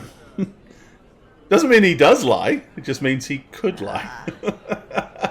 Do as the spellcaster, do I know that he like passed that, or do I? Just... No, you would not. Oh, okay, got it. All right. So what would you plan to do with if you find the treasure? While that's going on, I'm gonna start drawing the map on pen and quill, kind of deal. Okay, like as accurately as you can, or Actually, pretty much, yeah. 'Cause Okay. I don't care about the silver mine. says- I care about our job, you know.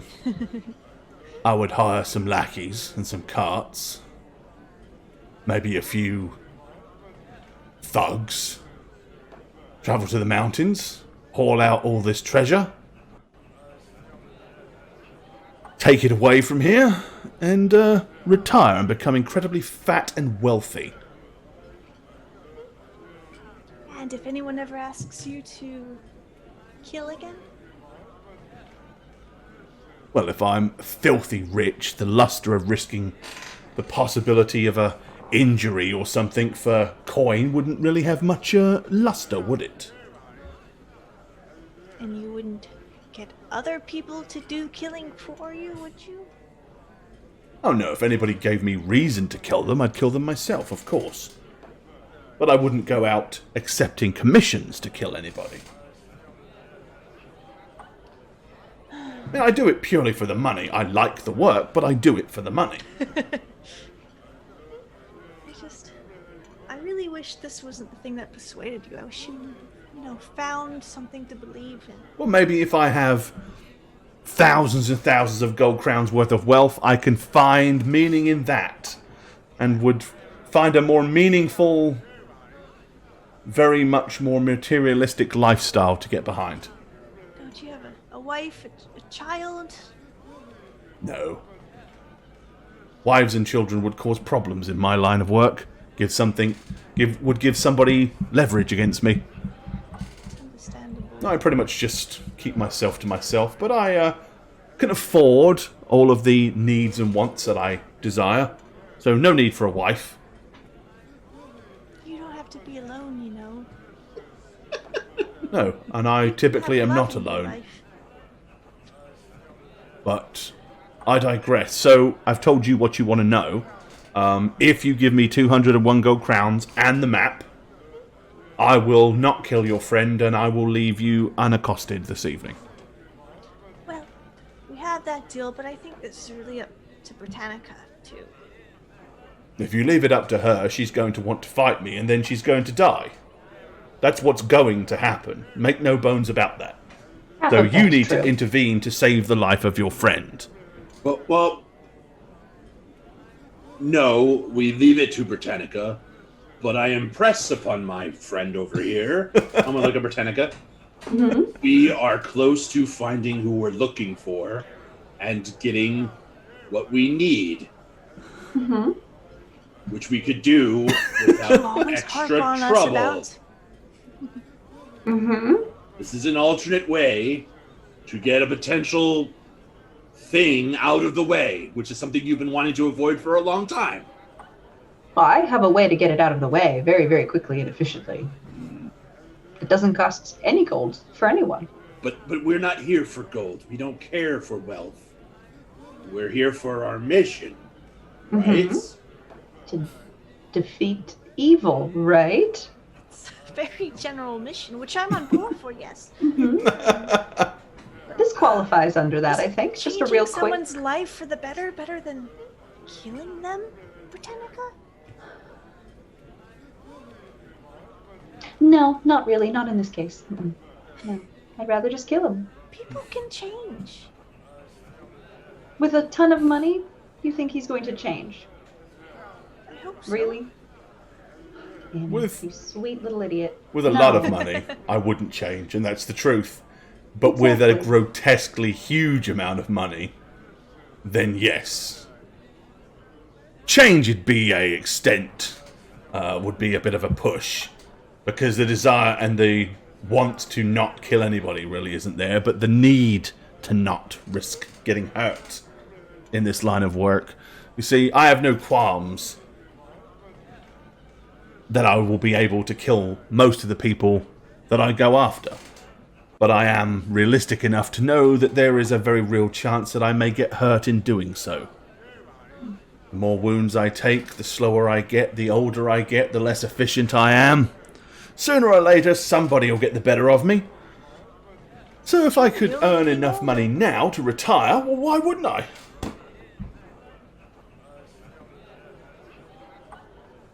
If I knew for sure that this mine of yours was real, and this was an accurate map that you're going to hand over, I wouldn't even worry about the 201 gold crowns.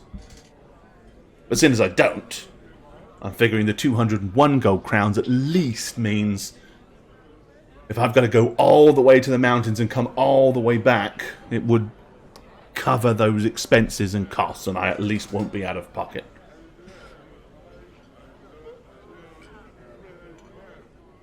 Well, it seems like you already get to keep the 200 gold.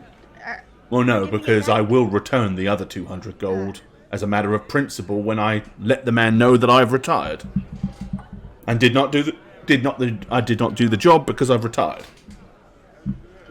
But if I don't retire, I have to do the job, you see. Okay. Britannica, your choice. Kill him.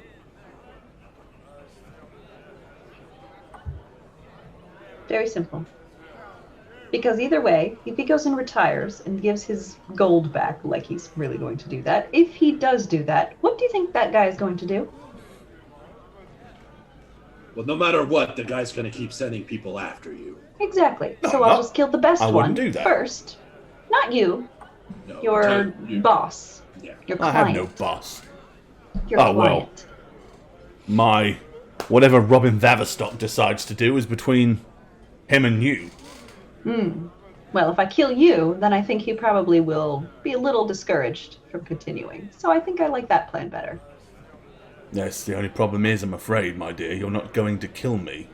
I'm sorry Just to break it like to many you, but of my foe, you are going to definitely think you can because you have great faith in your ability. Well, I guess there's only one way to find out, right?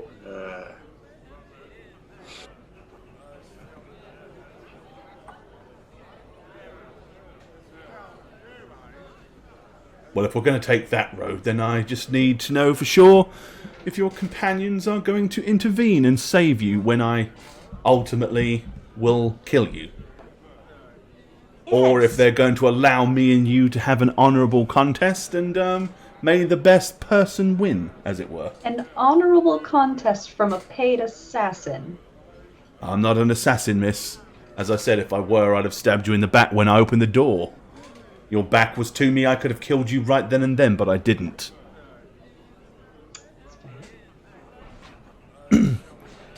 Hired Only killer, because yes. she's watching Assassin, no. That's because she's watching you. Who's watching Right. me? Our friend over there, Luna. I wouldn't kill anybody in the tavern. I'm not... I have no quarrel with the tavern owner. Why would I want to cause a problem here in his establishment? The only time that it would happen, or when it ever does happen, is when my opponent thinks that they can get the better of me by trying to strike first, and they start the trouble in the tavern or wherever it might be. And then, of course, I have to do what I have to do to defend myself. But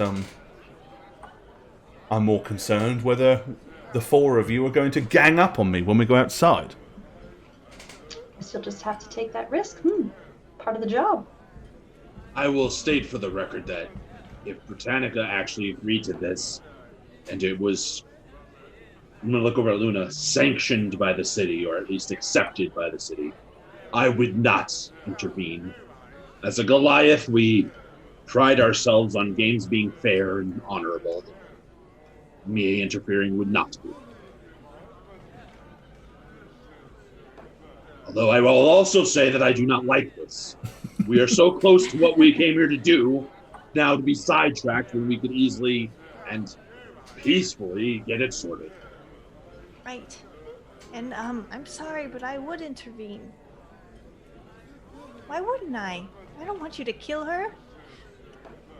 He's not going to kill me. You guys can pay him if you want to pay him, but I'm going to kill him one way or the other. Oh, so you're going to kill me even if they do pay me? If you fight me, yes, I will kill you. If you want to take their money and go, you can, but... Which I would. I don't 201 really like crowns that and the map to the either, silver mine, and I will is the leave. thing. You have my word, whether you choose to accept it or trust it or not. Cyrano is who we're looking for here. Yes, Cyrano. Not that I can tell, I guess. Did you try the kitchens? I mean, I'm pretty sure I looked everywhere. I should have at least. I mean, you would have looked everywhere in the main, because you have... I mean, you had enough rounds to look everywhere in the main downstairs. I mean, you couldn't have covered the 2 floors above, but... Okay. In that length of time. But you could have covered everybody down here. So you don't think he's here?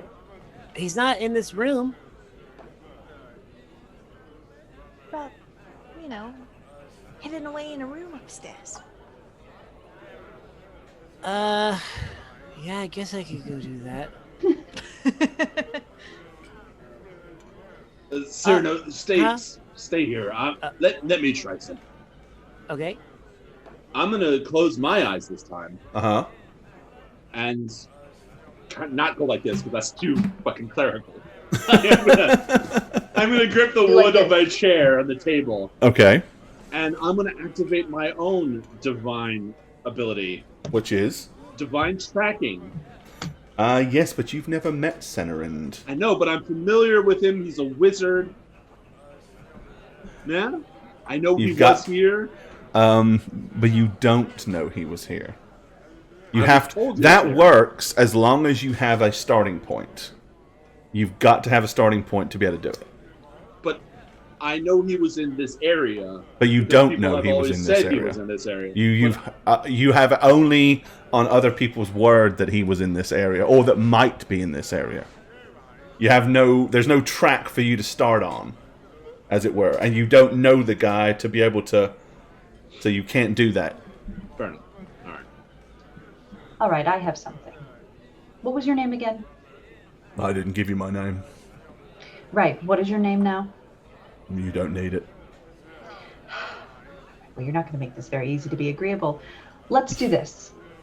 We have some very important business, as we just discussed. You give us 3 days to finish our business.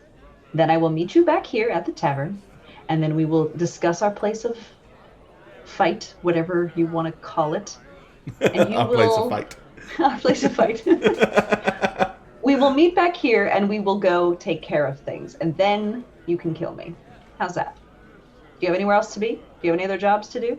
Nope. Okay, so 3 days you'll give us? In See which to the time business? you're going to run No. and not return. You have my word that I will not run. I cannot wait to kill you, unnamed sir. I cannot wait. I will be here in 3 days. He kind of just looks at all of you. And then he glances over at Luna Varus and she goes, she probably will. Yes, Luna, is there something official we can draft up? Oh, I can't get involved. I cannot get involved in this officially in any way, shape, or form. And I would suggest strongly that if you do come to an accord, that you maybe choose the location of your duel outside of the city limits of Gardingdale, which would make my life so much easier. Absolutely. We can certainly do that. What do you say? This all sounds very fishy to me. It's not like you to not intervene, Luna. And she goes, no, but I'm smart enough to realize that putting myself between those 4 individuals and you is a losing situation for me. And in those 3 days, you can decide whether or not you'd like to die, or maybe take us up on our offer and just go get that silver. But we don't need to wait 3 days for that. I've already told you, if you give me the map and 200 gold crowns, I'm out of here. I'm not 201. going to give you 201, because that's ridiculous. But we can tell you where it is at that time. Then where's the benefit in me waiting 3 days? Why don't we just go outside and deal with it now Because you're and be an done with it? honorable businessman, and we have things to do, and then you can kill me. Alright, then give me an incentive to wait for 3 days. Buy yourself a stay of execution, as it were. 20 gold crowns a day. 60 gold crowns. Seems fair? Or I could just kill you now. You could, which is what I'm suggesting. We go outside and deal with it now. Or you can give me the map and 201 gold crowns and we won't have to worry about it. Getting very angry, everyone. Yes, yes. Breathe in. I can tell you're getting very angry. Good. Can we just give him the gold Britannica? Please. Shh. That's really what you want to spend your gold on. Not my gold. I Your don't gold. care who pays me. I'll accept her gold just as well as yours. Can we And have the some map, of course. Oh, you're muted. Speaks very quietly for a big man, doesn't he?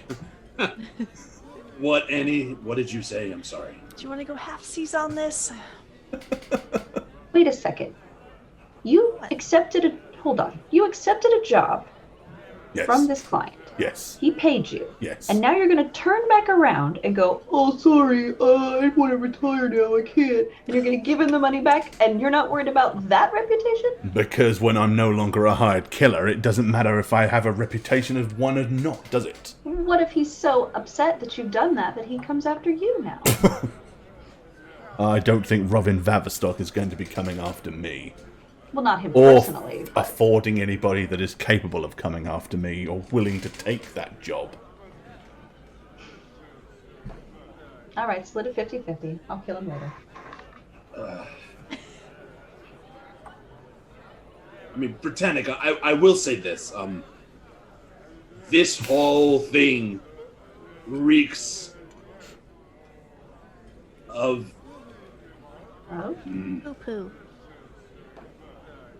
something's not adding up here. What do you mean?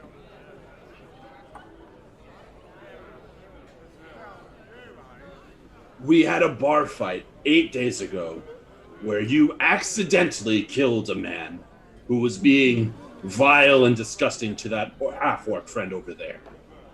We were immediately brought in and arrested by Luna over there. And then a deal was struck with the family of the victim and Luna where we paid our way out of it. This hired killer has way too much power, and Luna doesn't believe that you can win in a fight with him because of his reputation or whatever. So clearly there's information being had here that we are not privy to. I don't doubt your abilities to win in this fight, but Luna there knows that we are honorable people. So now that she's not intervening when we're being directly threatened, it's not sitting well. I can see what she's saying. That's a lose-lose, but she also knows that if she did intervene, we would not be fighting her and the militia because we were already honorable about it. So what's really stopping her from the lose-lose, as she so puts it? And the fact that he would probably kill me in a heartbeat if he chose to. But we wouldn't let him kill you, Luna. You may not have a choice. Well, then there's clearly more going on here that you're not telling us. You I'm- said he's playing dumb and downplaying his true intelligence. You Yes, smirked at because that. this is what he does. And she kind of grins. She goes, he's already got your friend almost enraged to the point of... I see that. But the difference, though, is that you know what he does, and yet he's still walking around free in this city. When you arrested 4 more powerful strangers than you, we went willingly and made a deal for it. That's right. So what's stopping you from just arresting him for all the crimes you know he committed? If I was to try to arrest the 4 of you, and you refuse to be arrested, do you honestly think I could do so? I couldn't. I know I couldn't. But, see, here's the thing. You know he's not a good man by reputation, and probably more. That's correct. You know that we are honorable. So why don't you get your militias, and all of us deal with this singular guy for good, without any problems? So you want to join the militia, then? The last time I spoke to you, I said we were trying to save the world. That has not changed. And Despite that's how- why I'm kind of sort of trying not to end up with a huge big problem that we're going to have if this all happens. But it's not going to happen if you make us your militia for a day, all of us get together, we deal with him now, arrest, kill, whatever, and then you unmilitia us and we do our job. Which Okay, is saving she the says, if I try to arrest you, what are you going to do? He says, I'll kill as many innocent people as I possibly can before you successfully arrest me. And therein lies the problem. That's how you deal with justice, Luna? She goes, no. He's just threatened my life. I'm just sitting here minding my own business. I am a product of the law. I have served my time. I am free and clear. And he's threatening me. I openly. understand. And you don't Believe even me, arrest? if I had have happened to walk in here with half a dozen men and believe that the 4 of us and my men could apprehend him before he had the chance to kill innocent people, I would absolutely do so. But the reality of the situation is that's not going to happen. So I only can see to mitigate the situation, which is if the 2 of you go outside and fight, I've got no doubts that even if, and he probably will kill you, that he will be absolutely worse the wear, and at that point, then perhaps he's arrestable. Sir, are you a magic user by chance? What's your method of fighting? Who are you asking?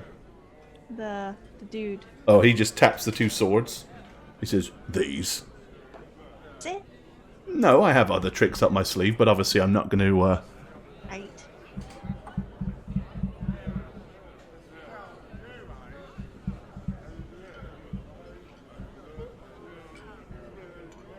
Cyrano, what were you doing around the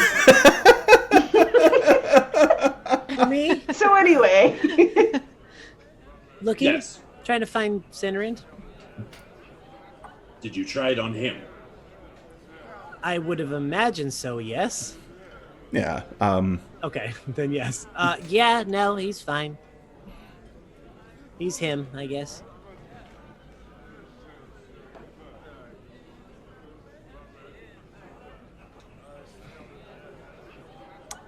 So what we doing, gang, huh? yeah. Well, I What are take we out doing, 100 gang? I Yes, take out gang, what 100 are we gold, doing? And I look at Alekma.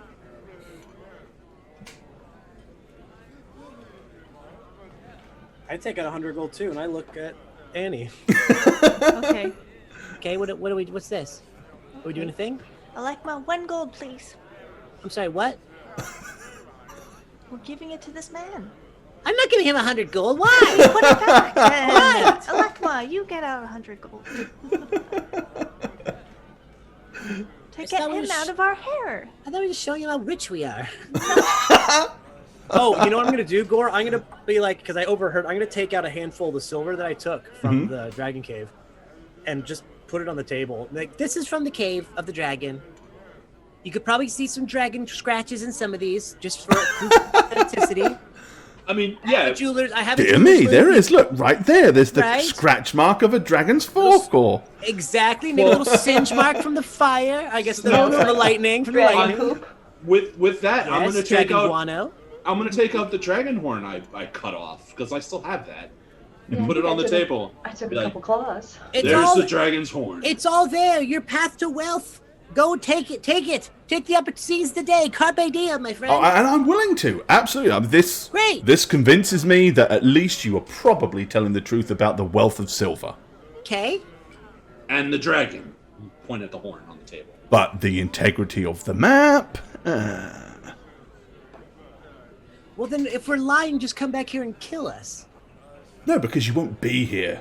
But When I then get you're back so- here in 10 days, you'll be long gone, won't But you? then you're so good, you will just find us and kill us, right? No. I'm not going to chase you all over the kingdoms, no. So not what worth if we it. ran right? What if we ran right now? Would you not chase us? We're fast. Oh, I'll It's chase hell. you. And the three of you will get away, and me and her will tangle, and I'll kill her, and then I'll be done with my job.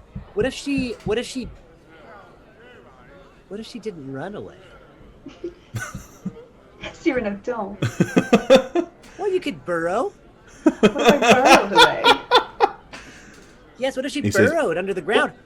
As I said, if you're willing to give me the 201 gold and the map, we are done here. We have no more reason to discuss anything. That's a bad. You understand how that's bad on your part, right? Like you're not taking this immeasurable gain, possibly a small gamble for a measurable gain, rather than just. Oh, I absolutely am taking a small gamble.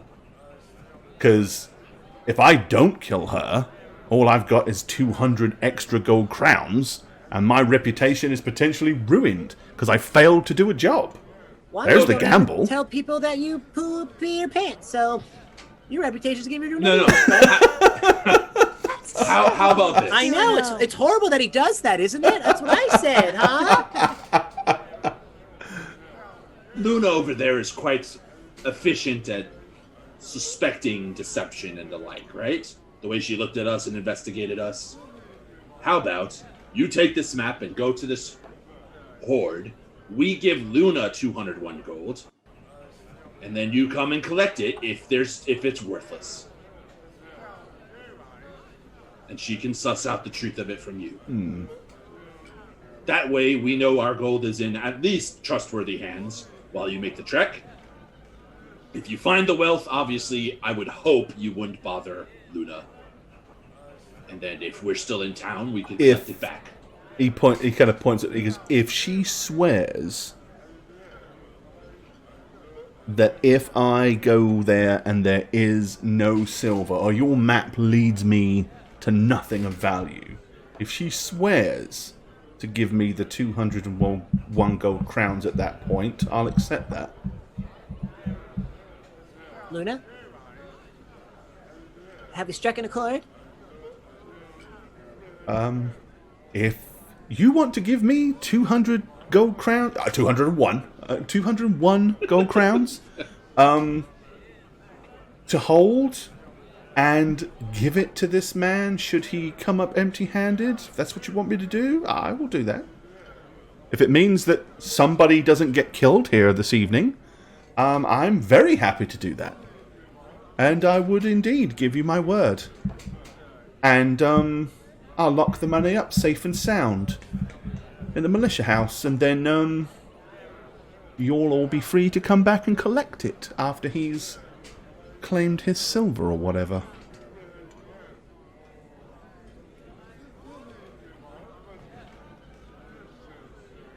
All right, All right, so then I take the 100 gold. Say, like my 101 gold, please. I'll give you 10 platinum pieces. That's 100 gold. Okay. Yeah.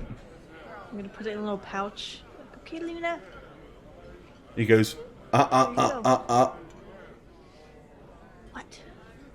201. 100 gold and 10 platinum is 200. 201, that's the deal. Cyrano. and I go ping and flick the last one towards you. Okay, catch it, put it in the bag. 201 gold pieces. Okay. Are you going to give it to... Okay, Luna takes it, Yeah. and she kind of opens it up, and she goes, That seems about right. Well then, we have an accord. Map, please. I'm gonna slide it across the table. Right, he kind of looks at it. Can you draw it in roll 20?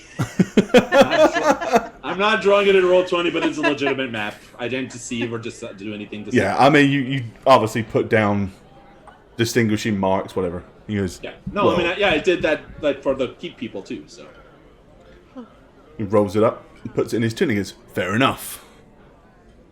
With that, he very politely kind of like nods and he looks at Britannica and goes, I would have enjoyed our battle, I'm sure, as would you have, for at least a moment or two. Yes, I would have. Anyway, enjoy all your riches or whatever. Thank you. Luna, I will be back to collect my money should the map not yield the wealth that they promise. He goes, oh, I'm sure you will. And I'll have the money, as agreed. Fair enough then. With that, he walks out the back door. Luna kind of like breathes a notable sigh of relief. At that point, you hear on the other side of the tavern a young voice go, I've seen enough, Mother. Let's go upstairs now. And this lady and this little boy get up and begin to walk up the stairs. As they do so, the little boy stops before he turns this corner, turns around, looks at your table, and grins. And then they continue to walk up the stairs. What the heck? Did you check that little boy, Cyrano? He did. Yes.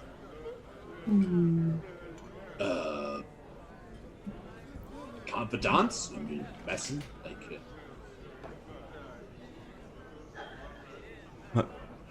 It would be weird if we go up there and knock on the door and say, "Can we see your little boy?" But Luna comes That's the over and weirdest thing we've says, said. "She goes, I commend you for not engaging that brute in that violent altercation.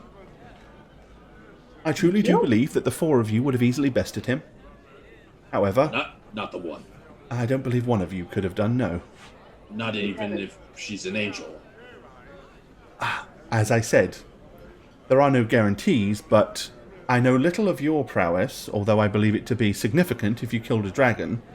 But I am fully aware of his reputation and some of the men that he has killed. And as honest and seemingly decent folk as you seem to be, I would hate to see one of you meet your demise under such ridiculous circumstances. Incidentally, is he going to find the silver, or is that all a ruse? I sure hope not. I mean, it's the real place with real silver. That was not a lie. True. Well, if that's the case, then in time, of course, you can come back by and, if he is not returned within a month, then, the 201 gold crowns will be safe and sound, and you can claim it back when you come back through this way. Or if you're still here, of course. I have one more question. Did you manage to solve the problem with the, Well, look at him. What do you think? well, I don't know. After all, it's morning. Not a full moon. Does he look very rat-like to you? Well, he always has. He's always looked a little bit, Come on. Yes, we solved it. Everything's fine. I'm just normal old Cyrano. well, I'm glad. That's wonderful news. And thank you for everything you did for us. Oh, Not not be at all. forgotten. The blue dragon that you slayed, was it a quick death?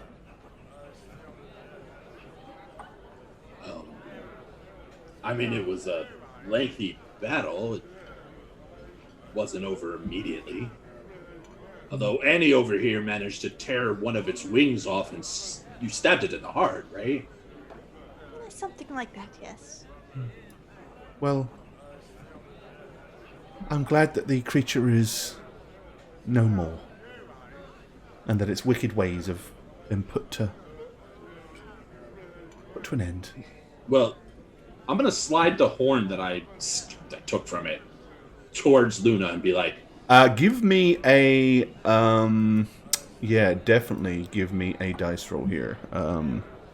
okay. Did I lose the? Did I close it out? I think. Oh yes, because I closed it and had to reopen it, didn't I? Got me nervous, Gore.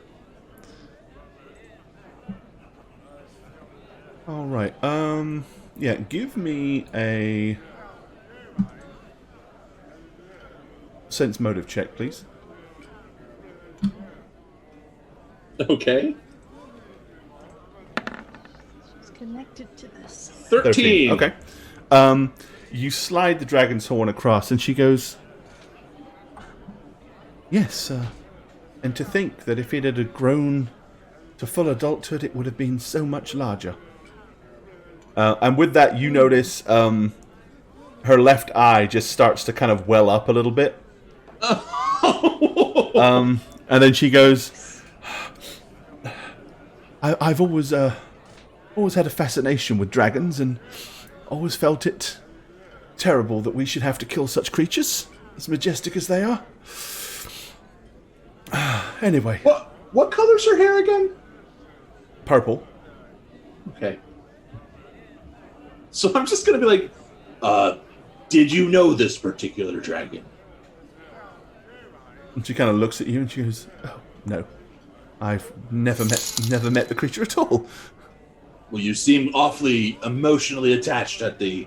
Diamond God Hill, thank you for the kind donation, sir. I mean, we took Thank you. other souvenirs, you know. Show them. Show her. Oh, dude. Thank you indeed for the kind donation. That's Oh. quite significant. Thank you. Thank you very kindly. If that is indeed what you meant. If not, you can message me later and let me know, and I will rectify that. But if not, we thank you very, very much for that.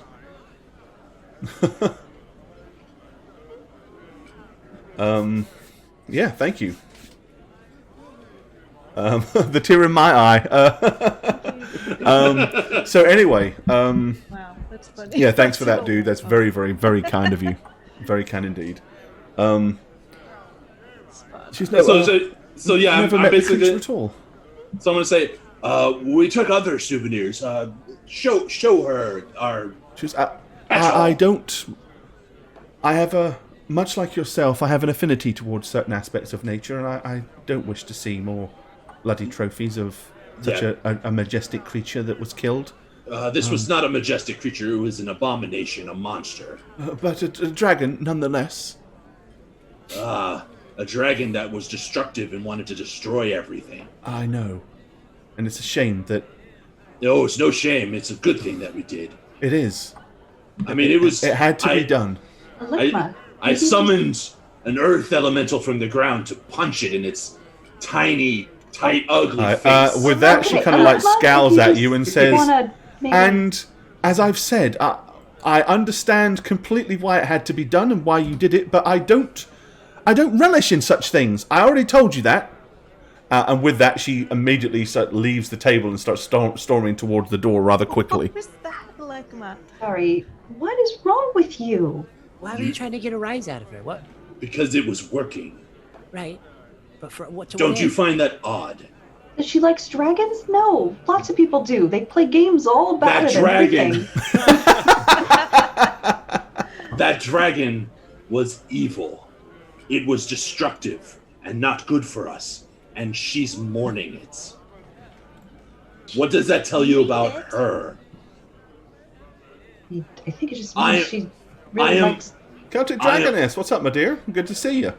Let me. I am a man of nature. I will mourn things when they die, but use them to the best of my... I'll repurpose them like as nature intended. If I kill an undead monstrosity, why would I ever feel emotionally sad about it? Well, That's not not the same as a natural. dragon. A dragon is a natural thing. A dragon comes in many sizes and shapes, and the one we fought was not worth mourning.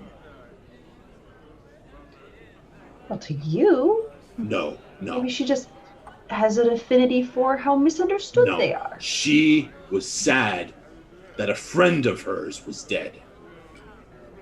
Oh, how do you become friends with a dragon? I don't You're know, assuming but too much here. no, that I'm not wrong about this. I know I'm not. I'm wrong about other things, but not this. What do Okay, you well, we wanna just do gave about her it, though? 200 gold and trusted her with We it. did. So, do you think maybe that was a bad idea now? Because I she don't- likes dragons? I don't know, but she did come in the same time as that hired killer did. Do you think they One work after together? another.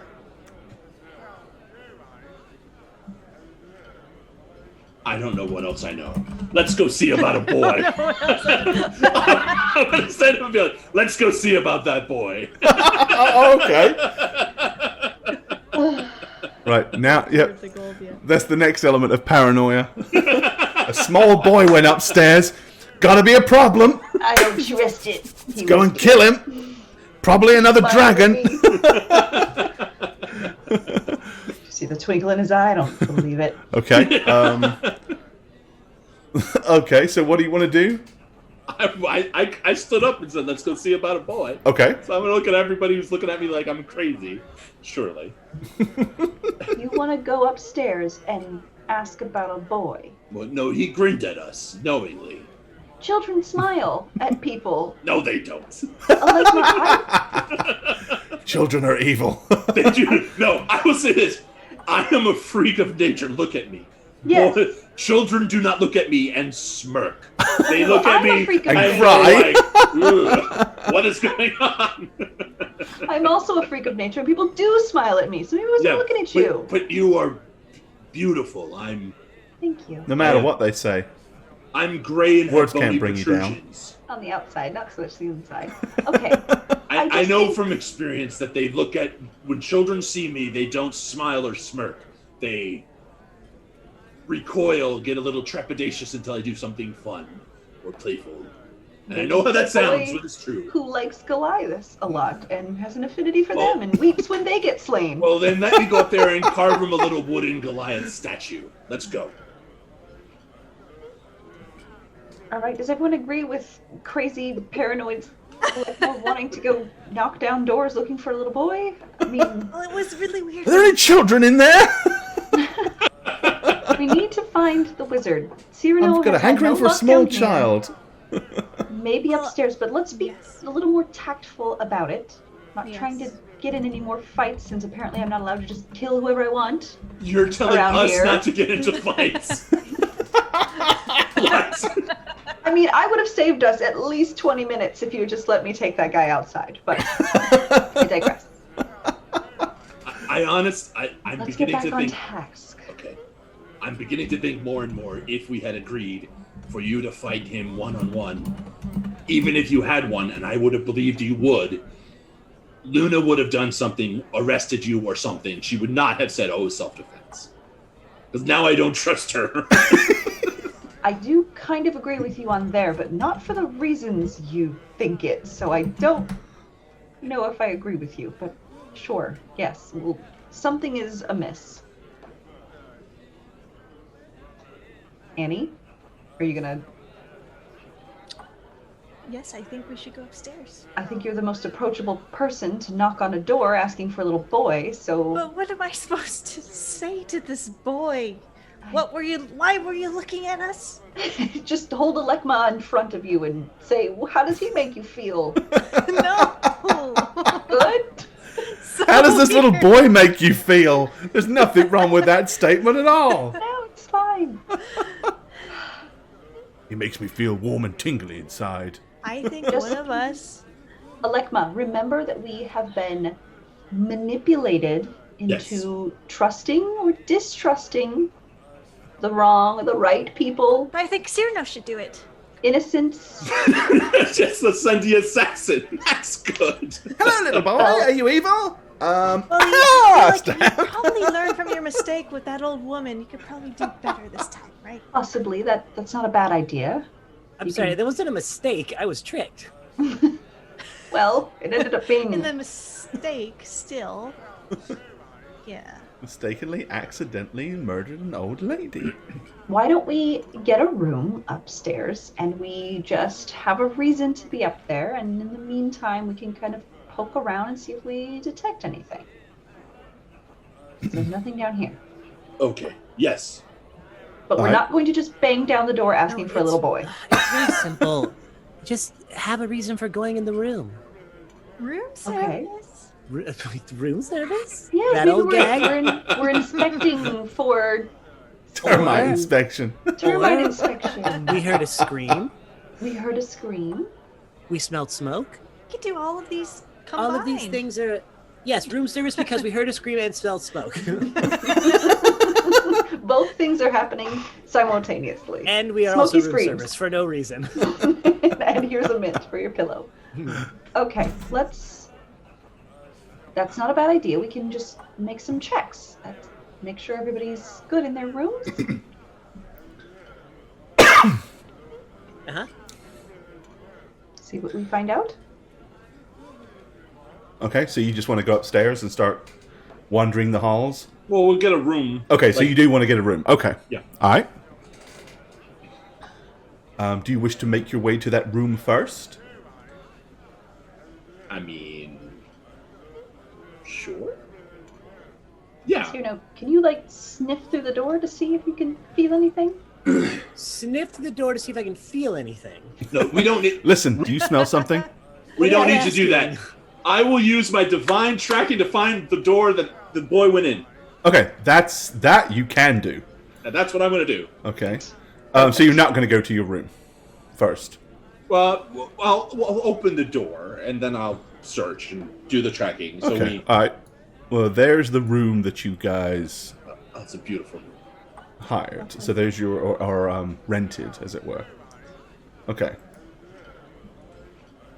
So from here, you all want to just follow Cyrano down the hallways, We're going to let Alekma do his... I'll do my Alekma. thing. or Alekma. Okay. So you're going to go and look. Okay. With your incredible new divine sense, you're able to go out, and when you start concentrating on the image of the boy, you immediately start to see footprints, like just glowing footprints appear on the floor. Clearly being on a wooden floor, there's no way you'd have seen these without that ability. With the sheer divine powers that you have, you follow these all the way up to a plain and simple door, much like every other door. However, there is a rubber ball sitting outside the door, like at the base of the door, like just sitting there on the ground. Like a child's rubber ball. Ooh. It's probably more of a ball of string, actually, a small, tightly wound ball of string that's colored, but that gives you the same imagery. Okay. I'm going to cast Detect Magic on the ball. Okay, the ball is not magical. Damn it! Damn it! Darn It's a it. magic ball of string! No. We did it! No, okay. I mean, yeah, so I'm going to focus with my Detect Magic on the ball, on the wall, on the door. Okay. It's probably just a freaking boy. I mean, There is no magic other than the fact that... Yeah, I mean, well, no, there is no magic. There's just a small a small child's toy ball of string sitting down by that particular door. okay. I'm going to gesture for Cyrano. I'll come over to wherever you are. He's in there. And I think that's his ball of string. Okay, I'm gonna knock on the door. Okay. You hear a woman's voice say, Who is it? Your neighbor. I have a toy. I have one of your boy toys. One of my boy toys? Yeah, a toy for your boy. I'm confused. Who are you again? A neighbor? I'm your neighbor. Do you have a little boy in there? No, there's no boy in here. Just me and my very large husband. Well, I'm gonna look over at Lekma. The boy definitely went in there. No, you have a. Oh, I see. Yes, we're not here to hurt you. There's a ball out here. I thought it was your son's. I just wanted to return it so he didn't lose it. So Okay, that you he could hear? get some sleep. Oh, mother, that's my ball. I misplaced it. Well, one moment. Sure. I kick the door down. I charge in, I run the small boy through, and behead the mother without, Okay. All right, the door opens and the woman peers out. I just hold it up. Thank you. Sure. I'm gonna look over at Lekma like, And she yeah. Can we talk to both of you? why would you want to talk to my son? He's done nothing. Well, he gave us a look downstairs. Have you been looking at people again? Have you been looking at people again? No, mother. No, not at all. But this man said you were looking at him. I'm sorry if he was rude. Did he stick his tongue out? Or did he do that thing that he does sometimes? No, it was more knowing, like I see what you did. I'm on to you. Like you know. Like when you sound insane. I'm gonna look down the hall to Panic and be like, "Shut up." Do better. I know how I sound. I'm not used to this. Look, we're looking for someone who frequents this place, and he doesn't always appear as he is. If that makes I know how that sounds. I could do a magic show for your friend.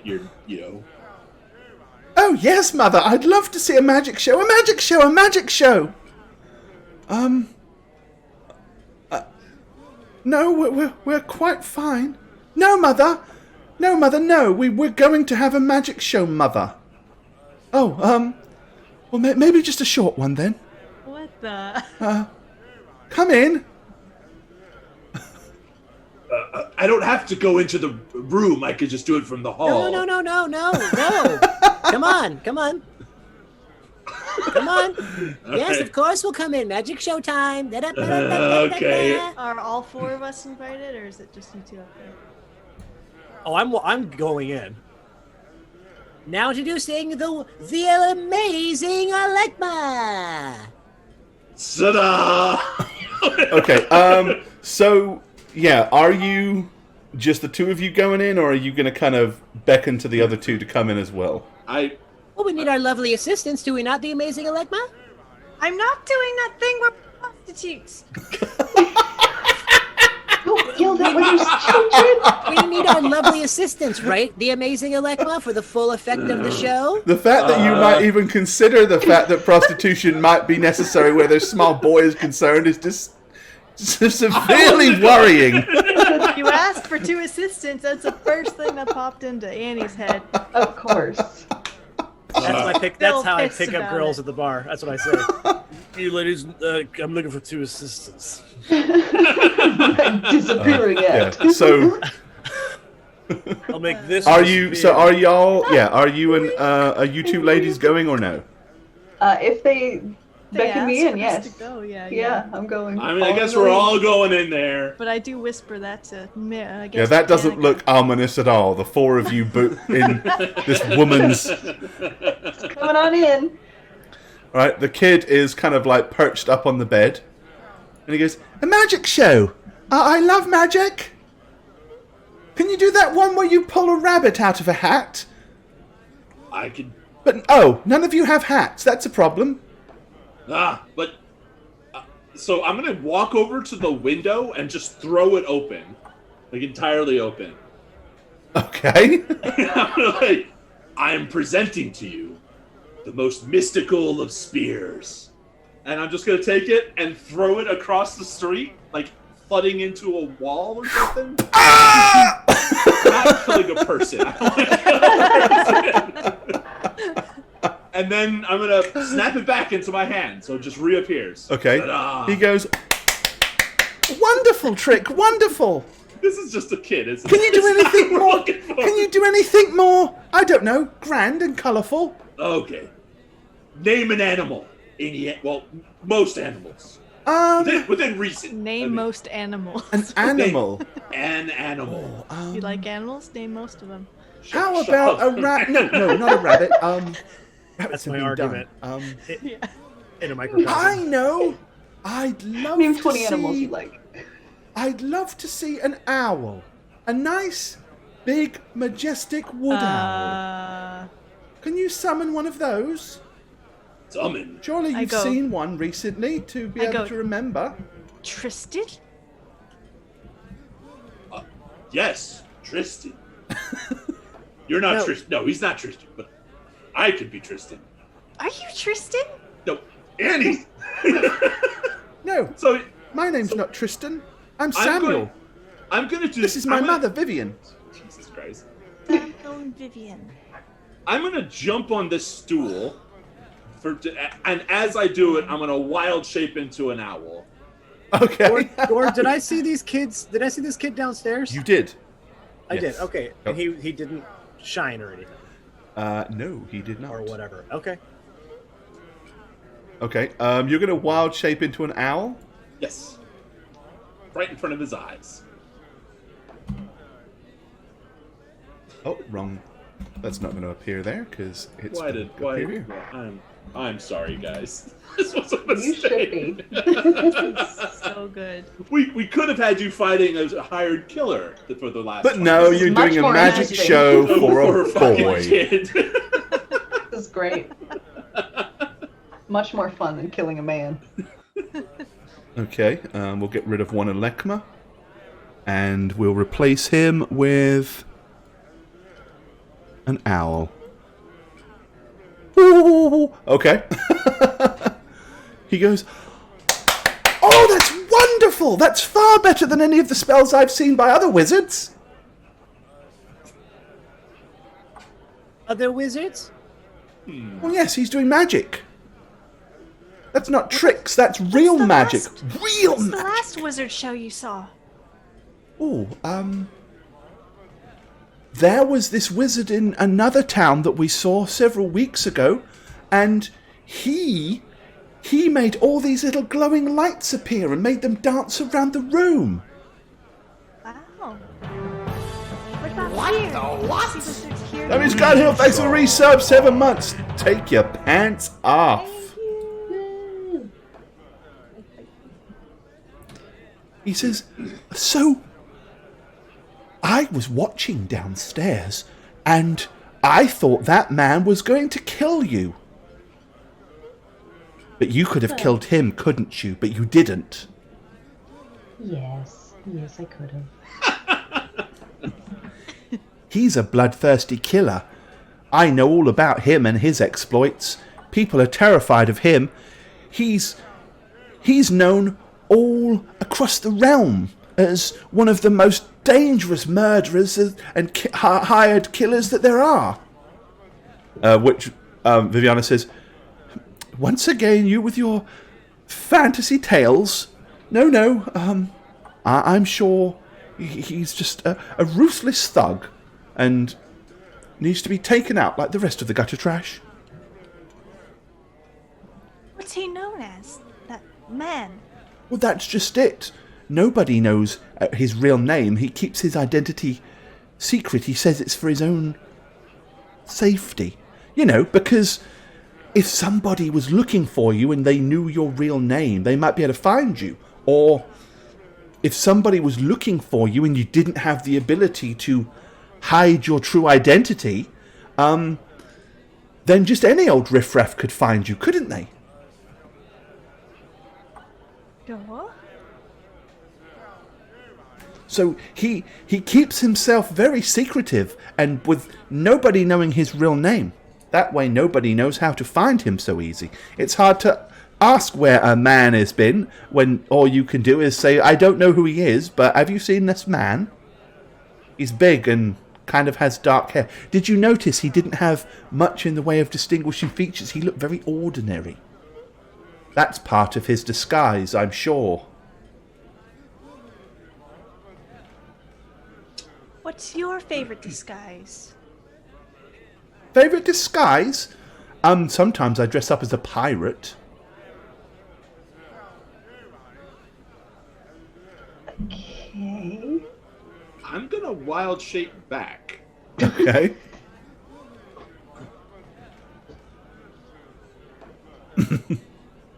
Are we on the right map? I think so. Are you?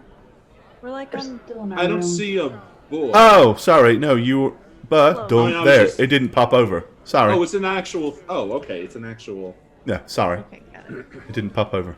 So I'm gonna. So his mother is enjoying the show too, or she's just kind of. She's looking like she seems very concerned and somewhat worried, and conveniently positions herself between anybody and the kid at any time. So when you went over to the, she was over here, but as soon as you went over to the window, she ran and got here. All right, for my next and final trick, especially since all you've told me, Miss, can you go like this, like you're really strong? I suppose. All right, flex those muscles you have. Okay. Pay attention, and I'm gonna cast Bull Strength on her, Okay. but intending to like touch her shoulder to make sure like she's really there, like a person. Okay. She's really there. Okay, like very Okay. suspicious of everybody. She goes, oh my god! Huh. Take it away! Take it away! I look grotesque! No, you look more like beautiful Britannica over here. Yeah, what's wrong with muscles? She is more, well, she has the physique for it, I don't. Well, if you worked out a little more, maybe you would.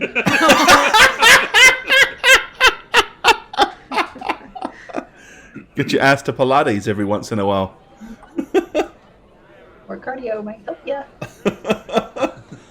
Well, never fear, Miss. In 10 minutes' time, it'll be gone. 9 minutes, really. Oh, as long as it's not permanent. No. I just wanted to show that how strong you could be. All Temporary. right. The boy reaches over to the side table here and he grabs a few coins and he goes, here you are!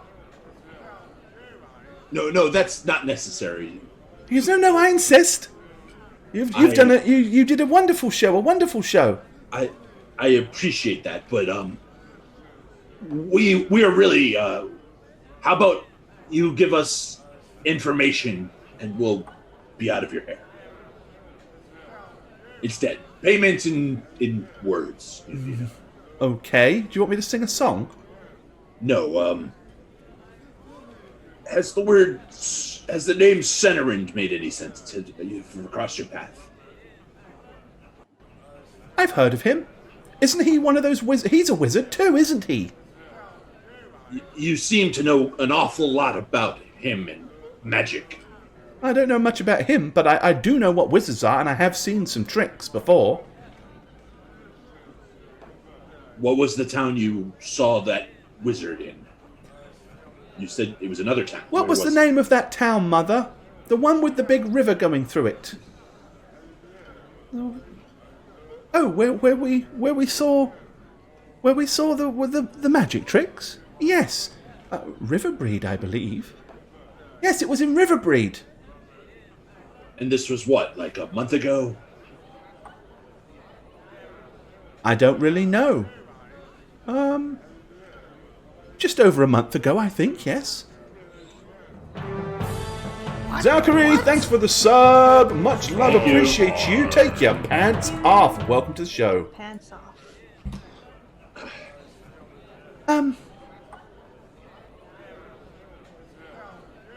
Can any of those people do magic? And he kind of like looks past, trying to look past your shoulder at the others. Oh, I don't do magic. I just do my goddess Myrus's bidding. She provides me talent. Well, now seeming to be a little bit more bolder, he kind of like leaps off the bed. The mother tries to grab his arm, but he's too quick, and he kind of runs over to Britannica and like stands there, peering up at her. I mean, he's about 8 years old, so he's pretty small in comparison. Brent Olivia, thank you for the sub. Much love. Take your pants off. Thank you. Welcome to the show. He says, "Is it true what they said? Is it true that you all killed a dragon? It is. We did. What colour was it?" Blue. Blue dragons? Here in the mountains? That's strange. I thought blue dragons only lived in the deserts. You know a lot about everything for such a little boy. He grew up in a library. He's a very astute and very academic young lad. That's one of the things that we're doing. We're travelling around the Gartingdale and the Dalelands and trying to broaden his horizons for when he's older. What do you want to be when you grow up, little one? I'm going to be a prince when I grow up. Well, I'm a prince now. But I suppose I'm going to be a king one day. You're a prince? I am. Of? What do you mean of? Of a place? Or just your mother's heart? Or... My father is the ruler of Aldersea. He rules this whole place. What? The whole kingdom. It's all his. I'm gonna look at the mother. Now. What's Yeah, I'm also the mother looking at Mom. expression? Okay, she's kind of like, you've seen her go, oh, and like, shake her head. He goes, "Yes, are you sure you don't want money? We're incredibly rich, and there's tons of it just in that drawer right there. Loads of it."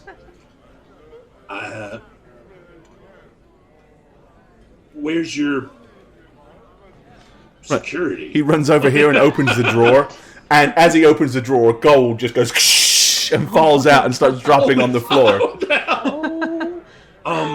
don't need that. We don't have any security. We're travelling in. What's that word you use, Mother? Incognito? Yes, incognito, where nobody knows who we are. Is that why you're dressed the way you're dressed then? And why you don't want us in here, I'm sure. I want to look at the mother again. Like, kind of almost apologetically. Like, Doing kind of a bad job at being incognito, I think. Yes, perhaps you could not let anybody know who he is, and, here, and she kind of goes and gets some of the coins and says, no, really. It's not... I'm going to kind of look back at the, like, Cyrano in particular, because he's probably, like, hating me right now. I'm just going to be like, we really are not here for gold or riches. We're on a very important mission. And are you on a secret quest? I'm going to be addressing the mother now more than the kid. And I'm just going to be like, we are actually looking for Senarant. It's very vital we talk to him. Cheers. But we... Well, obviously he's not here. My son... Do you know anything else about this Senarind, Samuel? No, only that he's supposed to be a really, really good wizard. And I mean good as in can do lots of really cool stuff.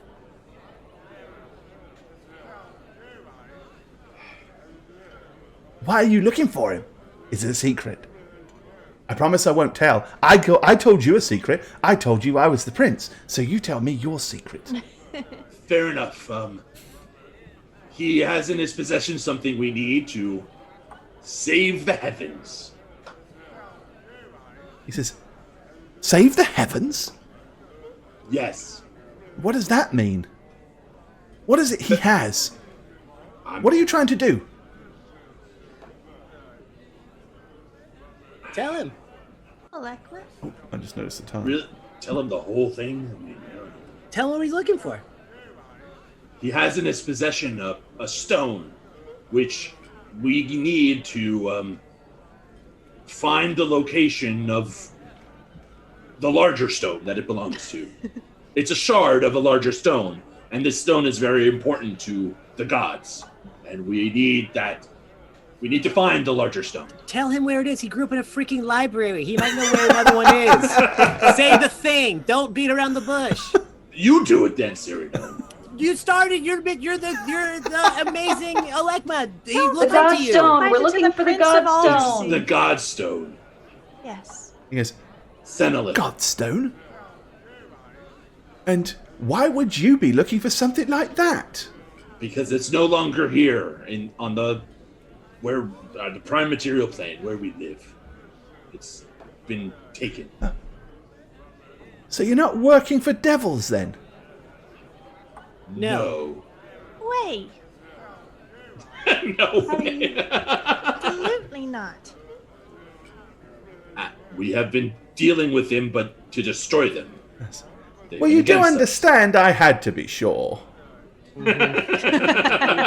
I do apologize for the incident downstairs, but I needed a test of character. And I'm rather glad you didn't try to rob us of all this illusionary gold as well, because it wouldn't have got you very far.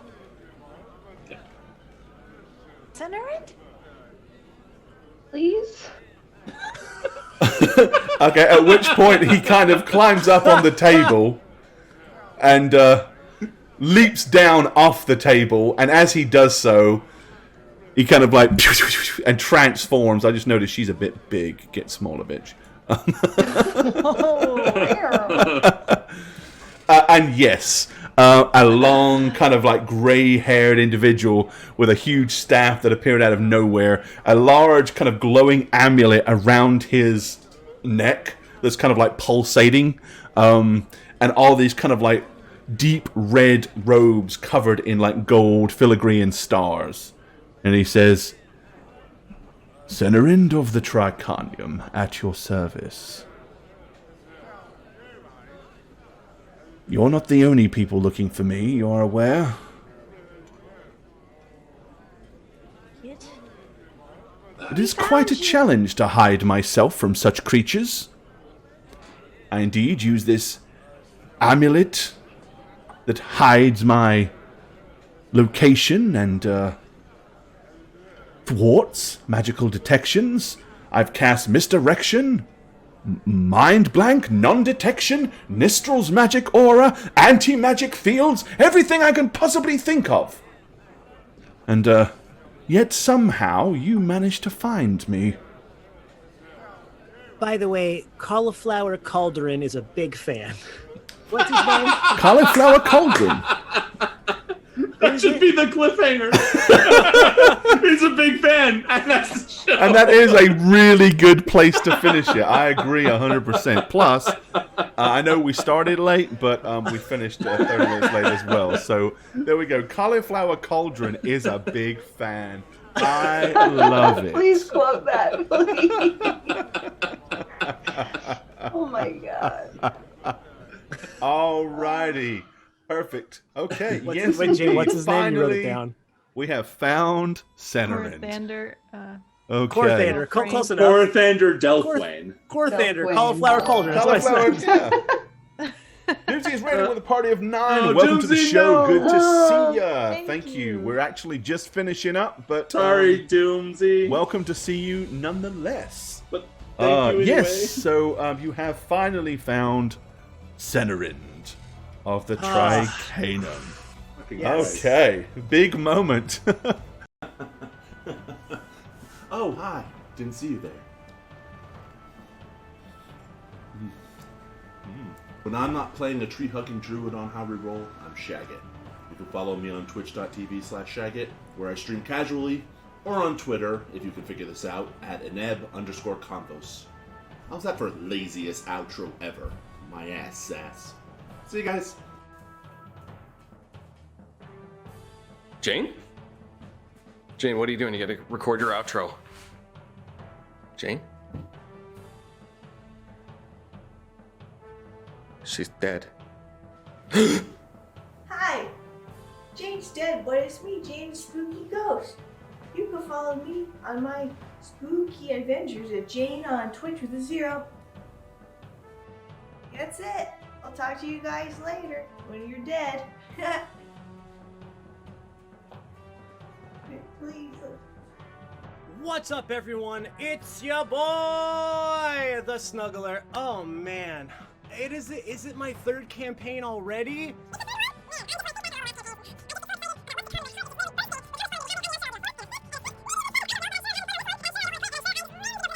If you guys do want to follow me, I'm pretty active on Twitter at MattySweetTweet. And if this didn't scratch your D&D itch, Christassix and I have a new podcast coming out.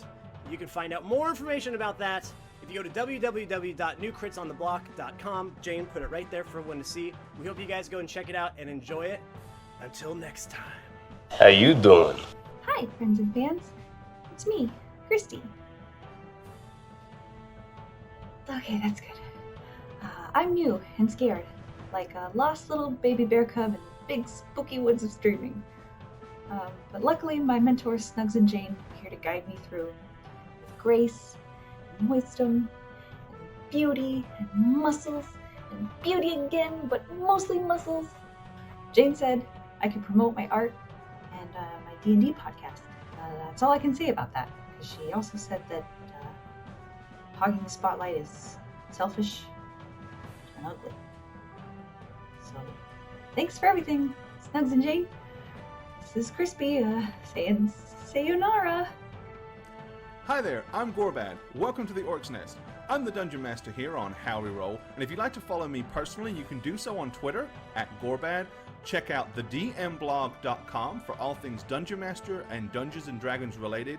And of course, you can follow me on twitch.tv/Gorbad. Also, guys, don't forget to keep up with all things How We Roll. Follow us on Twitter at How We Roll. Check out the website www.howweroll.com, and make sure you follow us on YouTube as well. Cheers, guys.